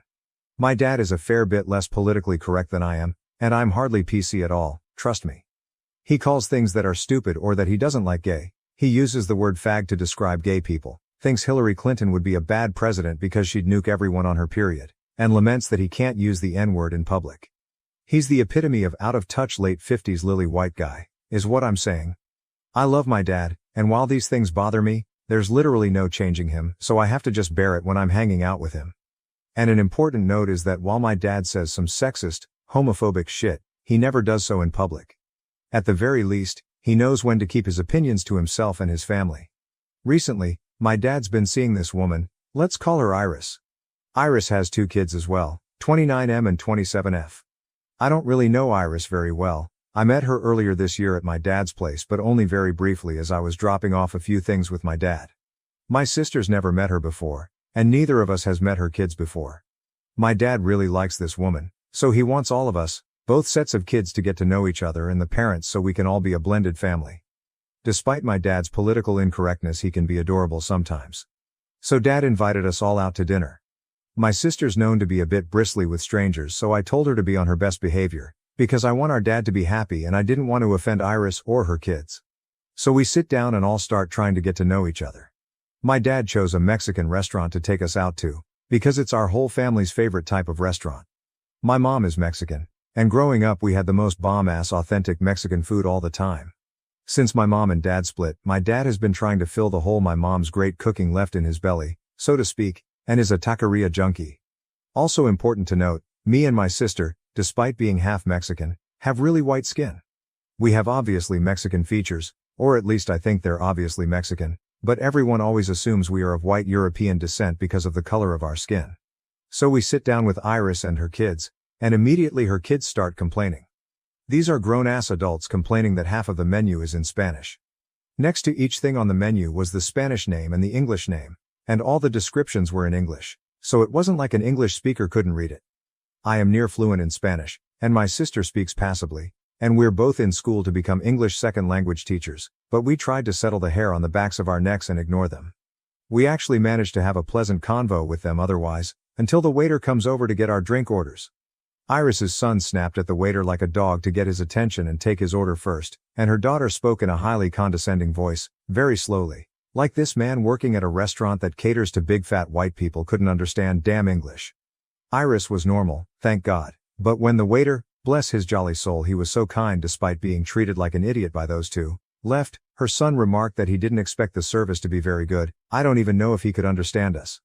My dad has been to this place before, so he said, no, the service here is great, you're going to love this food, I recommend. I can't remember what exactly he recommended. Trying to smooth things over, and then the son says, not like I could understand him either with that god-awful accent. These people need to learn English if they want to come to America. Probably illegal or some shit. Me and my sister are generally nice, kind people, but no one has ever accused us of being patient or suffering fools silently. So because we're petty, we just gave each other a look and started speaking only in Spanish to one another for the rest of the night. I felt bad, because Iris looked mortified, but it felt so good to be so petty for the next hour or so through dinner. We of course switched to English to talk to Iris or her kids, but with each other and my dad, who can understand it but not speak it, we spoke the most rapid fluent Spanish we could muster. And at every opportunity my sister would try to mention that we were Mexicans and had grown up in a Hispanic household with our mom and her extended family. Since then, my dad's been texting and calling us. Mostly me because I'm usually the ringleader of these sorts of things, begging for us to apologize to Iris's kids for embarrassing them. I'm sure my dad didn't know they were going to be so racist towards Mexicans, or else I'm sure he wouldn't have invited them to go out for Mexican food. But I know he doesn't even think what they said was that racist. He's said that they could have been worse, and there was no need for you to humiliate them and Iris like that. I agree, Iris was lovely. I should have taken her feelings into account, and I have no problem calling or meeting her to apologize for acting so petty and childish, but damn it, I do not want to apologize to racists for pointing out and not taking their racism sitting down. Is that so wrong? What should I do? Am I just being petty about this too? I don't want to make my dad unhappy, but I know he's not a good judge of what is and isn't racism. And I don't feel like I should apologize for slapping a couple of racist adult brats down. TLDR, Dad's new girlfriend's kids were racist against Mexicans, didn't know sister and I are half Mexican. Sister and I spoke nothing but Spanish to each other for the night to embarrass them. Dad now wants me, to apologize to them for embarrassing them. What do you do? Top comments. Brown is not freed. Ha ha ha, nice and don't apologize. Deleted. He's said that they could have been worse. Yeah, well, so could you. They're lucky you went with the indirect reminder that they have no idea who might be listening to or offended by their bigotry, rather than calling them out for everyone in the restaurant to hear. Tell Dad and Iris that you realize her children's ignorance doesn't reflect on her, But they should feel embarrassed over what they did, and you think it's best to avoid future family dinners until they understand where they went wrong and apologize to you. Deleted. Apologize. In Spanish. Update. So I thought I'd come back to update y'all. My sister and I talked about it with our mom, who has always been much calmer than us. She laughed at us speaking nothing but Spanish, and said she wished she'd been there to see Iris's kids' faces. She did tell us to just apologize though, because she knows how our dad can hold grudges over tiny things like this. We didn't really want to do that though. So I contacted Iris and asked if she and I could meet up for coffee and talk about everything that happened. She was super apologetic when we met for coffee and said a lot of her kids' funny ideas come from their bio dad, who is a patriotic Republican. The way she kind of sugar-coated everything about it makes me think maybe she doesn't necessarily think what they did was wrong in general, just that she was sorry my sister and I happened to be part Mexican and that what they did offended us. Anyway, it was just me and Iris at a Starbucks. My sister wasn't there. She's grown incredibly apathetic to the incident in a very short amount of time. That's just the way she is. And I said I understand everyone's entitled to their opinion, that my dad has some opinions I don't agree with at all too, but that it was rude of them to assume we'd be okay being subjected to their racist remarks and was embarrassing to be seen with racists. Iris was pretty flustered at the term racists, but I didn't back down. Anyway, she was at least reasonable, and apologized again about what happened, and I apologized that we embarrassed her at dinner, and besides some slightly irreversibly ruffled feathers, I think I've at least smoothed things over with her. My dad is another story. He is stubbornly not talking to me until I apologize to his girlfriend's kids. I made my stance clear, that I wouldn't, and if he wanted to act like racism against his kids was okay, then I wouldn't be hanging around him anymore, or God forbid bringing my future mixed kids and his future grandkids around. My sister just sent him a text that said, "Have fun with the racists." She's not good at subtlety. Anyway, that's where things are right now. Not a super good ending, but not necessarily a bad ending either. TLDR. Iris apologized for her racist kids without really acknowledging their racism, Dad being a stubborn fool. My boyfriend wants more intimacy, but it's exhausting me. How do I talk to him about it and find a balance? Original post. My boyfriend and I have been together for 2 years now. He is my first relationship and even my first kiss. We met at university during activities, became friends and then started dating. He is so polite and kind and also really sweet and smart as well. We can talk about our common interests and hobbies for hours on end. Since I was a virgin in the relationship, he was not. We took it slow and only had sex when I was ready, which was about 8 months after we became a couple. After that we had sex about once every 1 or 2 weeks, depending on if we found the time during our studies and if we were exhausted. Sometimes during exam time we had it once a month or every 5 weeks. But slowly he started to initiate more and more. At first I didn't mind and loved the attention he was giving me. I felt attractive and beautiful, which helped my body image issues a lot. Soon it turned into him asking for it every single day, sometimes twice a day during weekends or if we have a slow day with little work and studies. A month ago we went on a vacation together and he basically jumped on me as soon as we got into our hotel room. We barely got to do anything as he wanted to have sex 2 if not 3 times a day. I came back so exhausted from the vacation. I even started saying no to him eating me out, or role play or switching in position, just to get it over with sooner. At this point sex does nothing for me anymore. The mere action and physical stimulation feels enjoyable, yes, but just sex without anything else just isn't worth the time or effort for me. I need a story and emotion with it, lots of dirty talk and role playing and some hot situations. I know that takes time and effort to prepare, but it gets me going wildly.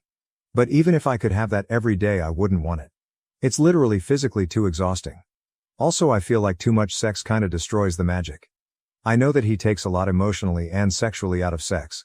It's making him feel loved and desired and I don't want to take it from him, but I actually caught myself don't doing any makeup anymore and not wearing tight or short clothing but baggy ones instead to maybe deter him from wanting sex so much.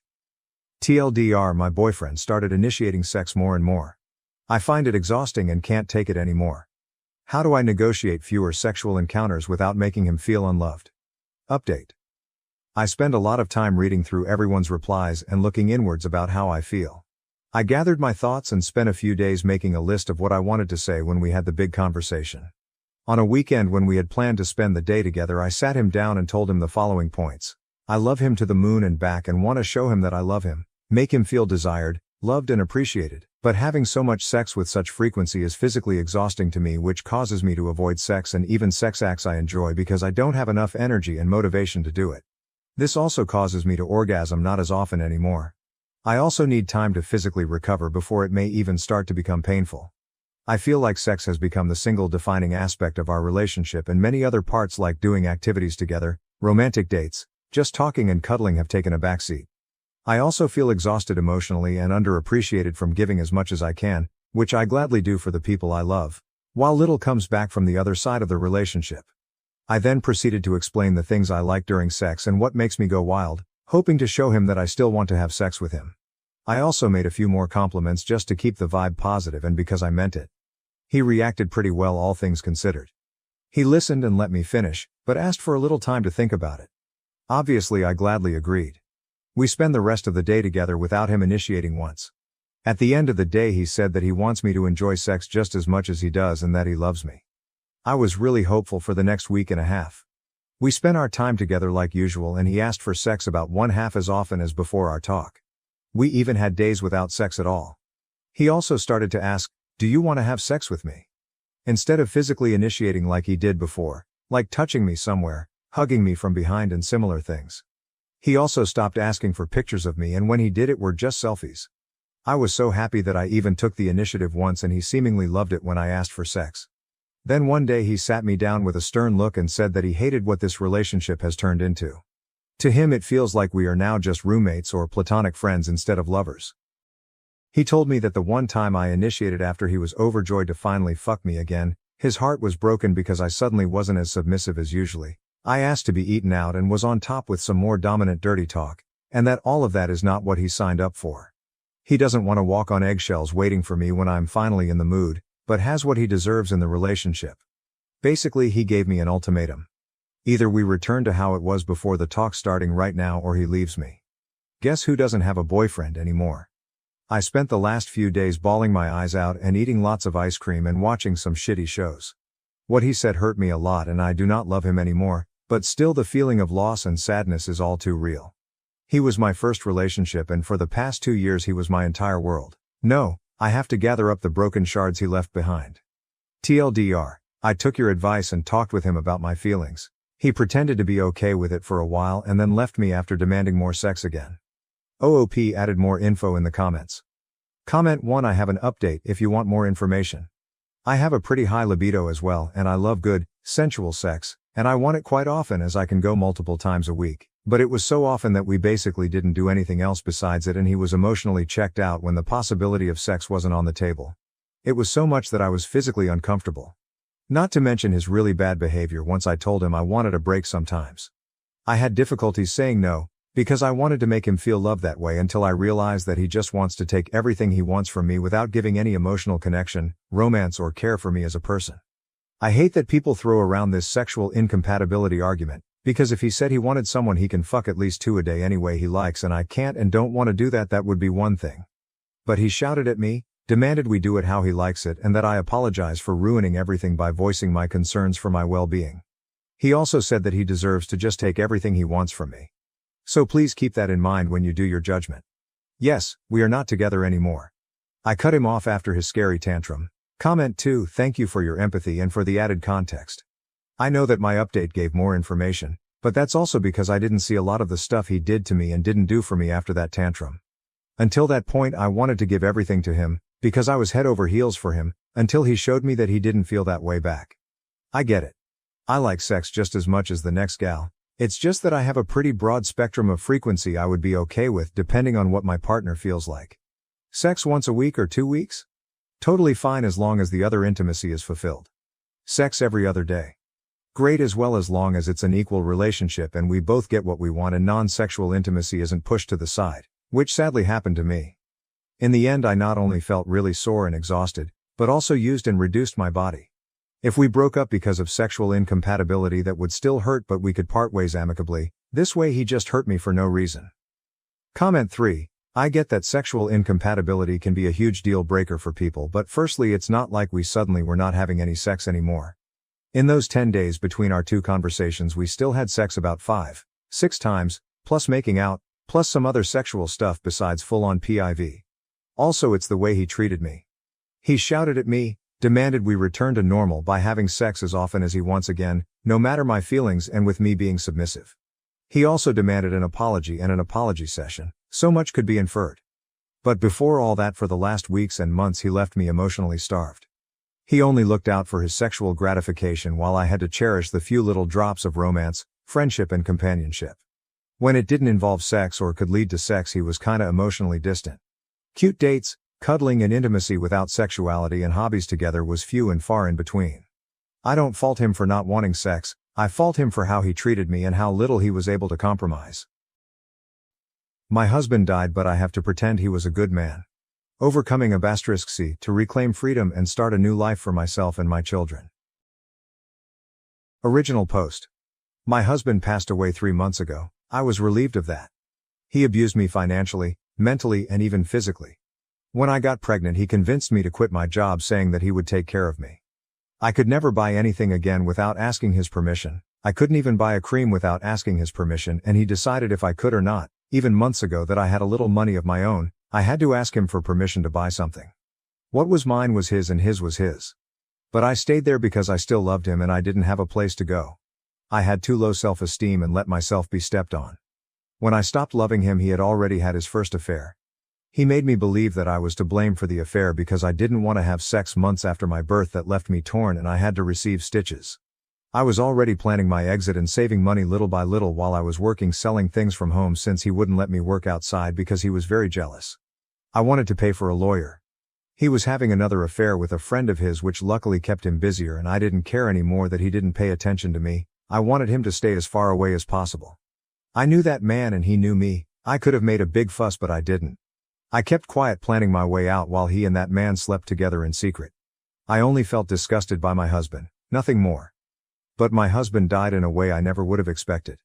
He is now a martyr. When someone dies, all the sins of that person disappear. Because that's what even my family thinks. Those who knew about his affair and how he manipulated me are now talking about how good a man he was, and we shouldn't insult someone who's dead. Everyone around me talks about how beautiful our relationship was. His family talks about what a great man he was and how he always focused on giving everything to me and our kid. His affair partner hugged me at the funeral, saying that my husband loved me. His friends told me what a great person he was. Everyone talks about how good but he was and how he is now an angel in heaven. And I have to pretend to be sad. The day he died, I cried a lot, but not out of sadness. I cried with relief and I felt free.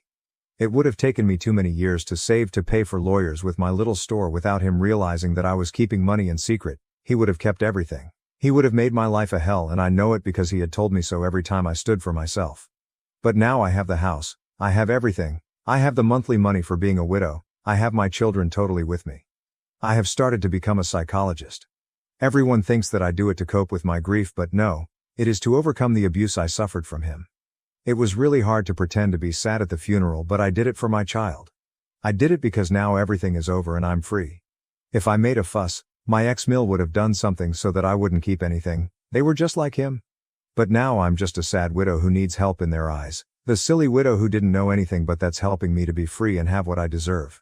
Sorry for the bad English. I use the translator for many parts. Edit.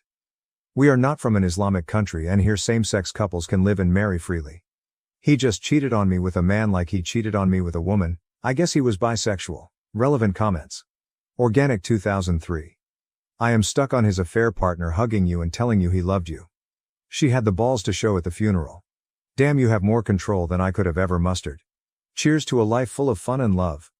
OOP. His affair partner was his football teammate and friend. He is a man. Thanks. PM_ME_happy_ thinks your husband had an affair with a man? Or another woman? You have a child? Or children? OP.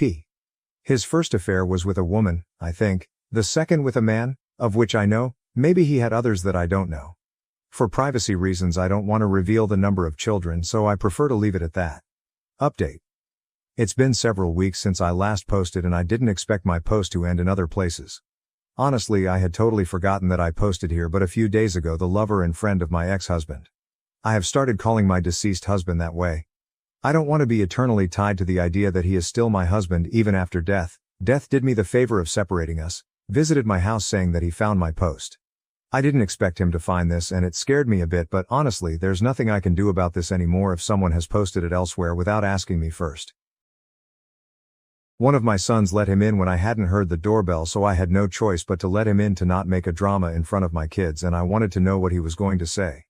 Once alone he told me that he knows that I know about him and my husband having an affair because of the post I sent to TikTok, although I never did any post on TikTok. That's why I think someone uploaded this there. He told me that my husband was not the best husband, but he was a great friend to everyone and a very hard-working man to everyone. That even his family misses him too much, and even though he had his mistakes in the past, that I should let go of the past and stop digging into it cause we're all better off like that. He was insisting for a while to such an extent that I felt intimidated by him, to the point he reminded me of my husband, and it is the first time that I have that feeling with a man that is not my ex-husband. I can talk peacefully with them, but this situation made me feel on the verge of a panic attack because of his attitude. He's basically scared that I'll tell everything. He's gay and I don't know if he has a boyfriend, but maybe he does, and that's why he doesn't want me to say anything about their affair. I've been a submissive woman for years. My ex-husband turned me into a fearful woman that I wasn't before. He made me the kind of woman who was always going to put her head down, but when he died I felt so happy and liberated I cried with relief for days. And when this man came into my house to tell me what to do, it was like seeing my ex-husband again, giving me instructions about how to behave and what to do. The man who knows very well that I was in an abusive relationship because he knew how my ex was and chose to sleep with him anyways. The man my husband made me cook for and then fucked him as if I were just a maid was at my house telling me that my ex was a good person and that I should shut my mouth. He was telling me what to do and I just punched his face. To be honest, I wanted to slap him, but for some reason I felt so angry that I hit him, and it felt like hitting my husband too. I don't regret it and I felt good. I yelled at him and told him to leave or I was going to tell everyone what happened. He ended up leaving the house and he has been quiet since that day. My main plan was just to shut my mouth and let go of the past, but that is one thing, and a totally different thing is that this man comes and wants to impose on me what to do as if I were a doll. Maybe my reaction wasn't the best, but I'm tired of people telling me to shut up. I never managed to say anything to my husband, and that day I felt that I somehow did that. I haven't told anyone yet, nor do I think about doing so. But if he does something, I won't hesitate twice before this time whether to make a TikTok or post on Facebook talking about everything. With the issue of the house, with the economic crisis, I am not sure that anyone can afford what a house like this is worth, but for now I have focused on finally being able to get a better job in the future, to be able to rent a house and be able to rent this house. That could be a really good way to have money. My other goal in the future is to buy a small piece of land, no matter how far it is. I want to have something that is my own and my children. My children don't miss their father too much and I understand them. It has taken me a while to get them a child psychologist, but recently they started to go to their sessions and they are doing well. I also go to a psychologist. I think the best thing I've done is to start making excuses for my ex-MIL and my own family for not seeing them as often as before, and I've started the stage of cutting off contact little by little, making excuses with work or that we're not at home, although I still have to let my ex-MIL come home from time to time.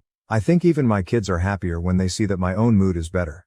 I doubt that many people are interested in this, but thank you for the messages I received. Although many do not understand that cultures and laws are different and buying a house or moving to the other side of a country in a month is impossible for many. Relevant comments. Llama_48,213. The audacity.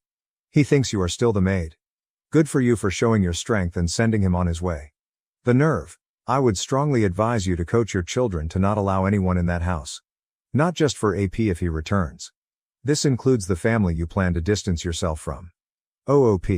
Yes, they know that they should not open the door to strangers, but they open the door to people they know because my ex-husband always sent them to open the door for him. I have begun to explain to them that they should not open the door to anyone without telling me first, and now I leave everything with a lock and key. My husband just uncovered secrets from my past, and now I'm terrified our marriage might be over. Original post. I'll try and keep this short. We've known each other for 5 years, been married for 2 years, and up until last weekend things were perfectly fine. Maybe once in a while we'd bicker about money or something, but 99% of the time we were happy together. While out last weekend for a friend's birthday, a now ex-friend of mine told my husband about a relationship I had in college. My husband knew about my college boyfriend, but obviously I didn't share intimate details about our sex life. Well, it came out that I used to engage in threesomes with him and his male roommate. Probably 12, 15 in total, but all my husband knows is that it was more than once. College was a totally different time in my life. I was drinking every weekend, doing recreational drugs every month, partying, having casual flings, Just like everyone else at that age. It was a hedonistic live for today lifestyle that I thankfully grew out of. I look back on those years with a lot of regrets, and not just about my sex life. I mean, it was 10 plus years ago. I'm a totally different person now. Regardless, I know my husband sees me in a totally different light. He hasn't slept in our bed since he found out, and he's barely spoken to me all week. I'm so scared he'll divorce me. I'm walking on eggshells just trying to stay out of his way while he works through this. I really want to sit him down and clear the air, I just don't know where to begin. I feel like one slip of the tongue and our relationship could be completely over. I know I'm not a good person for keeping this from him, so please don't lecture me. It was a chapter of my life I'd thought I'd closed for good. It was my one secret, and I honestly debated telling him about it but came to the conclusion that no positive outcome could come from it. TLDR, my husband, Sim 34 of 2 years found out some of my F31 sexual exploits in college. He has barely talked to me since he found out, and I'm afraid our relationship might be finished over something I did 10 years ago before I even knew him. Relevant comments. Commenter. People don't change that much. It could be that he just simply knows more about how you view sex now, and it may not be compatible with his own views. Pulling a three-way with 2 dudes, 10, 15 times? That's a whole lot of sucking and fucking. It shows a lot about how you like to be treated and what you crave. I honestly don't blame him for being creeped out about that. OOP, most times there was drugs or alcohol involved. It's not something I'd ever want to do at this age. Like I said, it was a lifetime ago. Puch 80. Is your husband upset that you used to be sexually adventurous because he has a moral problem with it? Or is it because you are not sexually adventurous with him? And I don't just mean having threesomes. I mean fun, passionate sex. OOP, he's never complained about our sex life. I didn't want to go into explicit detail, but people are asking and it's an anonymous account, so here it goes. My main limitation is that I won't do anal, which I know he enjoys. It's just not pleasurable and often painful for me. I don't like him coming on my face. Body is fine, in me is fine. And, not that he's ever asked, I'm done with group sex for good. Deleted. Honestly, I don't think you've done anything wrong, and if this, something that occurred when he wasn't in your life whatsoever, is a deal breaker for him, then you're better off. He's being a childish idiot about it. The past was meant to stay in the past, and I don't believe you were obligated to talk to him about your sexual exploits with previous partners. The way he is acting is ridiculous. I understand he may be bothered by it, but wow, handle it like a man, dude. OOP, I'm not better off without him. This is the man I love, we've built a life together. A divorce would completely ruin my life. How did her husband find out the information? He was talking to an old friend of mine on a night where we were all drinking. My friend claims it was a drunken slip of the tongue, but she has a history of pulling shit like this. I'm 100% done with her, I no longer consider her a friend. OOP added, no, I came to Reddit because I'm looking to save my marriage and don't want to discuss this with friends, family. Update, as of this morning, we still hadn't slept in the same bed or spoken more than 10 words to each other in passing. As I was waking up, he was walking in the front door with 2 coffees. He sat me down at our kitchen table and finally opened up to me. Basically, he feels that he was conned, his word, into the marriage, saying that he wouldn't have even dated me, let alone married me, if he'd known what he knows now. His view of me has been irreparably changed and he no longer sees me as someone worthy of being his wife. Quoting him here, loving prick. Beyond the sexual aspect, he says he no longer trusts me because I kept something this big from him our whole relationship. Nothing I could do or say could convince him that these were past mistakes and not reflective of who I am today. He wasn't angry with me, didn't call me a slut or anything like that. Never once raised his voice. Part of me wishes he did, although I can't exactly say why right now. It felt like I was being laid off from a job. So that's it. We are getting divorced. My supposed life partner turned his back on me without a second thought. He didn't even have the decency to discuss it with me first. Apparently he visited his lawyer during the week and the process is in motion. His words. Knowing him, there is absolutely no changing his mind. My husband owns multiple businesses and wouldn't get married without a prenup. I signed it, honest to God, thinking we'd never, ever have to use it. Well, he had the loving document with him this morning. He said he'd pay off the remainder of my student loans, which he isn't legally obligated to do. While I appreciate that, I am going to meet with my lawyer this week and see if the agreement can be challenged in court. We have built a life together. I gave him 5 of the best years of my life and I've been 100% faithful to him. I don't deserve to be tossed out like a piece of trash. So that's it. My life turned upside down in the span of a week, over something I did 10 plus years ago before I even knew him. It's loving asinine. The thing is, even as I wrote the original post, in the back of my mind I knew he was through with me. He's ended friendships and business partnerships over less. TLDR, my husband finally spoke to me and is apparently proceeding with a divorce. Relevant comments. Deleted 1. I'm curious, why are you looking to challenge the prenup in court? Do you feel that you have a right to his assets or money from his businesses, or are you just being a vengeful person? Were you an investor or founding member of any of these projects with him? Were you instrumental in their development and success in any material way? Don't give me this emotional support crap. The whole time you were supposedly emotionally supporting him, he was using the proceeds from his businesses to provide for you. That's the deal in a marriage. Now that the marriage is ending, the monetary support from his businesses is going to be cut off from you. He's being generous by offering to pay off your loans.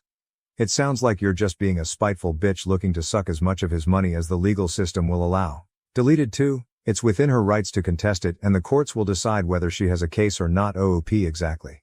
What do I have to lose? To protect his fragile ego, I have to start my life over at square one. I'll probably have to move in with my parents. I don't even know if I'll have a car by summer. I get why he's mad. I totally get it. He just didn't even give us a chance. He doesn't know our relationship won't work out. He didn't even try.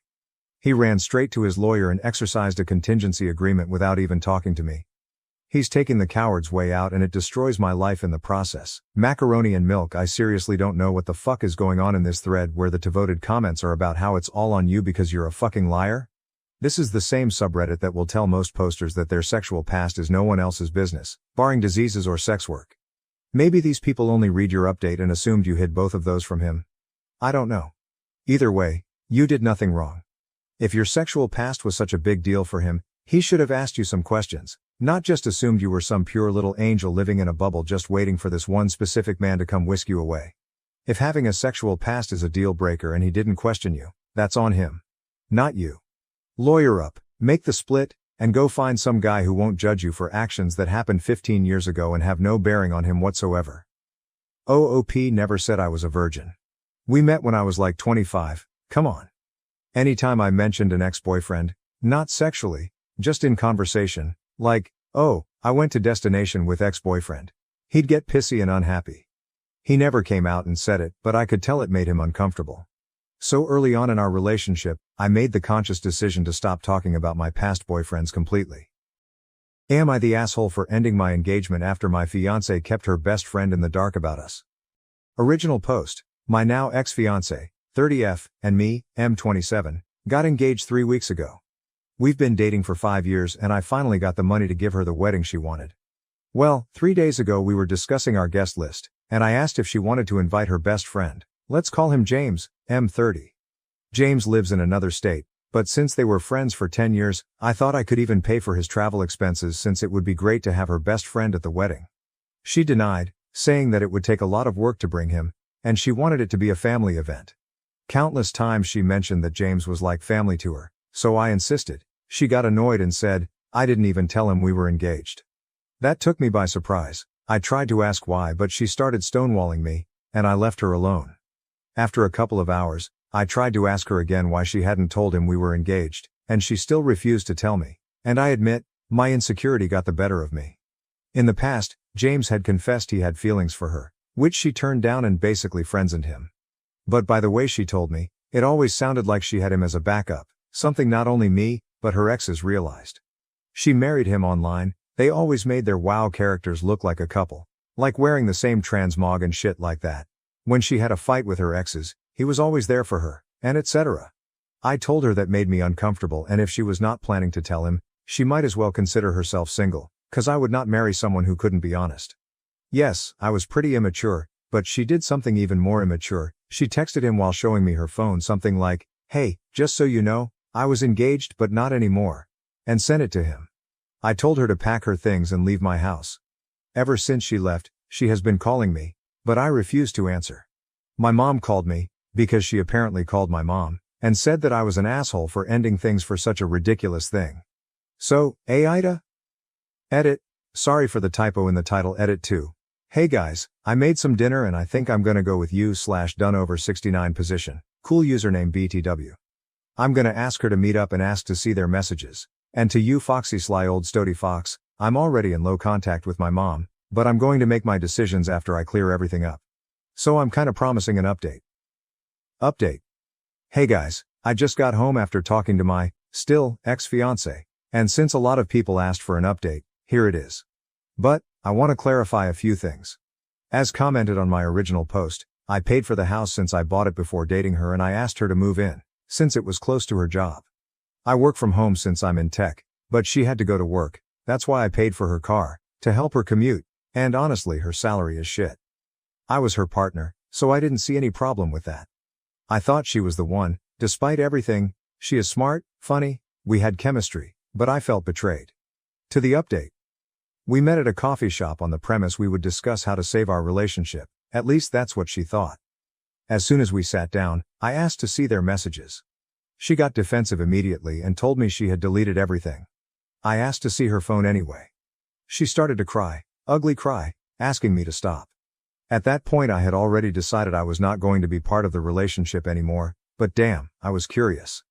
It took a good 20 minutes for her to hand me her phone, a lot of crying, even a waitress asking her if she was okay, so I read the messages. There wasn't any cheating like nudes being exchanged, them professing their love for each other, but what I read still stung. There was a lot of shit talking about me. A lot. Texts and texts of them saying how terrible of a person I was, criticizing my hobbies. I like video games and pro wrestling, saying I wasn't a real man because of them and stuff like that. But there were two topics that caught my eye. One where she had told him I was having trouble getting hard and that was frustrating for her. And one where she was complaining about how she didn't want to be stuck in our relationship. Yes, I was having problems in bed. Because I was sad because my father had passed away 6 months ago, and the stuck thing, I remember telling her that when we got married, if she wanted she could leave her job, and I would provide for both of us. I don't know if she took this the wrong way, but I guess it was related to that. I honestly don't know. By the time I gave her the phone back, she was already giving excuses on why she was saying those things to him. How he was like a therapist for her, and then she asked me, "Don't you complain about me to your friends?" And I simply replied, "No, I don't." She started crying again. I took a pretty deep breath and just said, "Just give me the ring back." I didn't have the ring with me, like some suggested. She hesitated a bit, but gave it to me anyway. I stood up and asked her to delete my number and to not bother me anymore. I called her mom and asked her to pick up her daughter's stuff at my place. Her mom is a good person. I'm just realizing I'm going to miss her as I write this. She understood why I decided to end it, but she didn't ask much, and to be honest, I'm glad she didn't. As for my mom, I didn't call her, I just blocked her for things unrelated to this post. I just realized she never had my back in anything. I was always trying to save an already failed mom-son relationship. Before I leave, I just want to clarify. I was never against her having male friends, or any type of friends. People are going to cheat, friends or no friends. I remember my dad saying something to me when I was a teenager. He always said opportunity makes the thief, but I do not agree with that. Anyway, since I have the next 2 weeks off work, I'm going to figure out what to do with the wedding money, drink some booze, play games and watch Monday Night Raw later.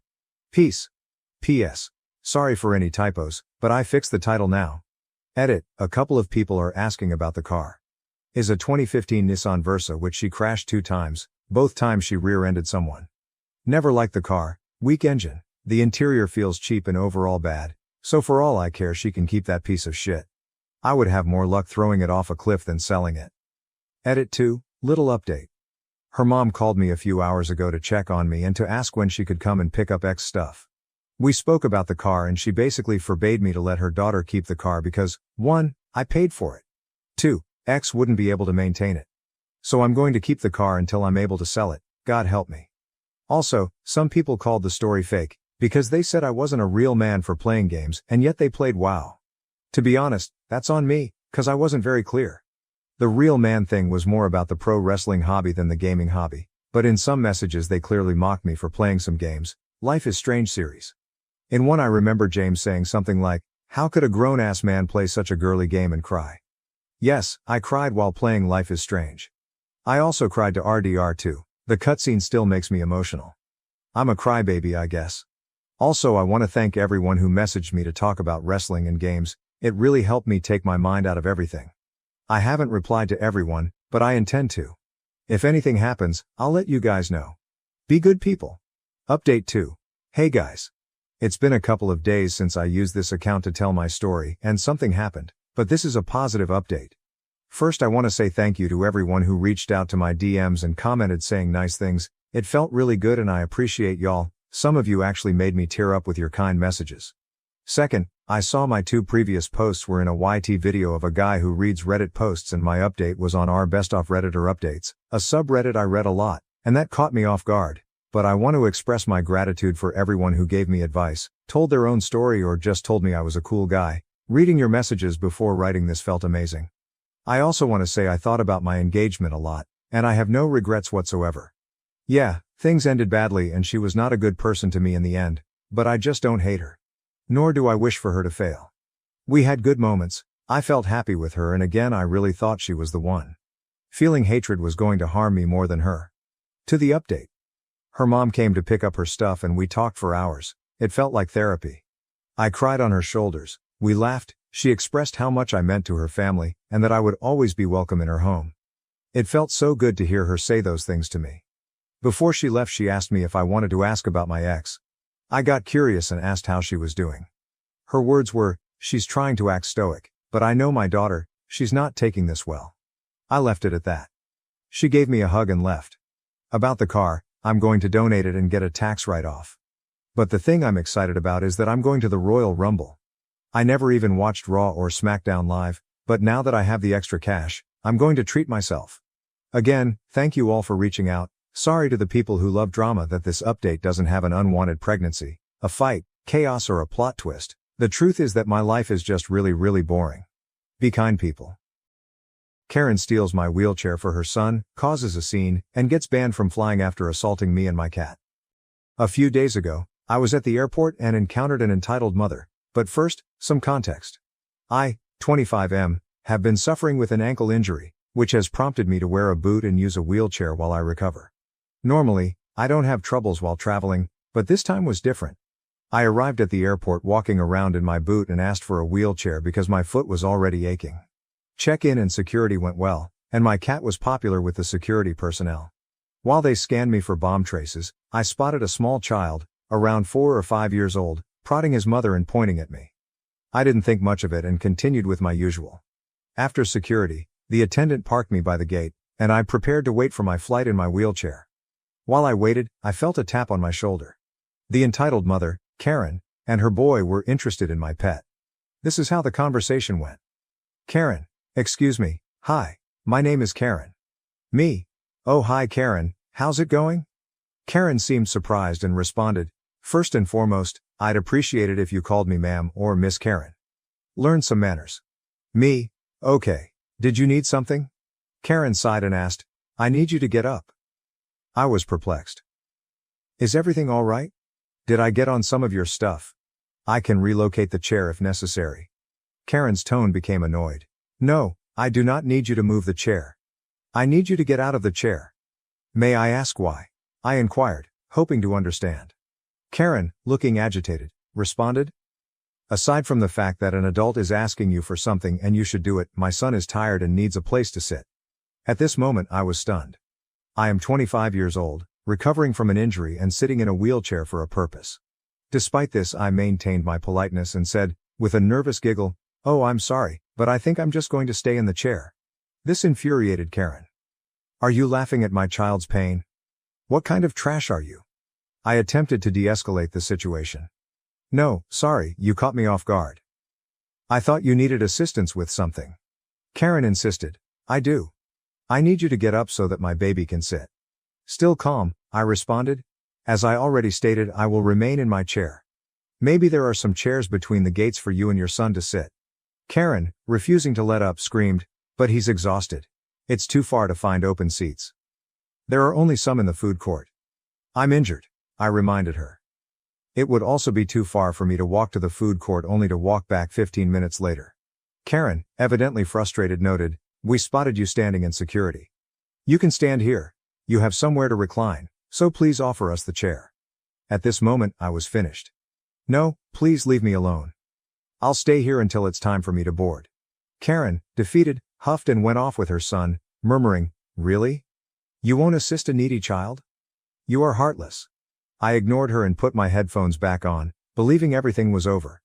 But a few minutes later, I feel a tug on my boot, followed by intense pain rushing through my foot. What the F? I thought as I noticed the child was attempting to climb on top of me. He attempted to hop onto my lap, using my boot as a step stool. I pulled him away instinctively as I touched him for the second time. I am not a jungle gym. I removed my headphones and saw the child on the ground, wailing and throwing a complete tantrum. His entitled mother rushed in, shouting, "How could you attack my child?" A flight attendant noticed the disturbance and approached to examine the situation, but the entitled mother was already bawling. "She attacked my baby. I want her off this flight," she cried, squeezing her infant tightly. The child, through tears, stated, "Mommy, she wouldn't let me sit. You said she'd let me sit on her lap." The entitled mother began uttering incomprehensible remarks before turning back to face me. "Look what you did, please give us a seat." At this point I was still in my wheelchair, in a lot of pain, and becoming increasingly angry with her actions. The flight attendant finally intervened. "Ma'am, what exactly are you trying to do here?" The entitled mother, evidently angry, stated, "I only need this chair. Tell her she can go back on the plane if she gives me this chair." The flight attendant responded, "Ma'am, she has done nothing wrong. Please leave her alone. She's a wounded traveler, and this chair is for her." The entitled mother refused to back down, claiming, "The chair is for people who need it, and right now, my son needs it. She has been disrespectful and attacked my children. If she does not give me her chair, I will have her removed from the flight." The flight attendant stayed cool, saying, "Ma'am, you are disturbing other passengers. That's not authorized. I will give you one chance to cool down, apologize to this young lady, and hope she does not want to press charges." "Charges for what?" the entitled mother scoffed. "Being a B********. How is she allowed to board the plane with that thing?" she sneered, alluding to my cat. "It's probably feral and will attack everyone during the flight." At this time I'd had enough. "I have asked you several times to leave me alone. My pet has a ticket and is authorized to stay here. He appears to be better schooled and mannered than your child, which is understandable considering how his mother acts. Get out of my face before I follow the flight attendant's advice and file charges." The flight attendant backed me up, stating, "Ma'am, she can have her cat. It is totally legal and follows airline regulations. Your actions, however, are not. This is your final warning, leave her alone." The entitled mother, now crimson in the face, grabbed up her child and backed away a few steps, glaring at me. I maintained a careful eye on them. Suddenly, the kid dashed toward me, going for my cat carrier. Not knowing what he was about to do, my instincts kicked in, and I stuck my leg out just in time. The child stumbled over my footwear, preventing him from reaching the carrier and giving me agony. I shouted in agony. The flight attendant had had enough. She called for security and came to check on me as I began to weep from pain. The entitled woman shouted at me again, this time while holding her son. "Why would you hurt my child, you witch? Why would you send your kid to attack me and my cat?" I replied. "This is the second time he's been hurt doing something stupid that you told him to do." "I would never," she snapped, but her kid intervened. "But Mom, you did say to sit on the kitty's box and squish him as hard as I can."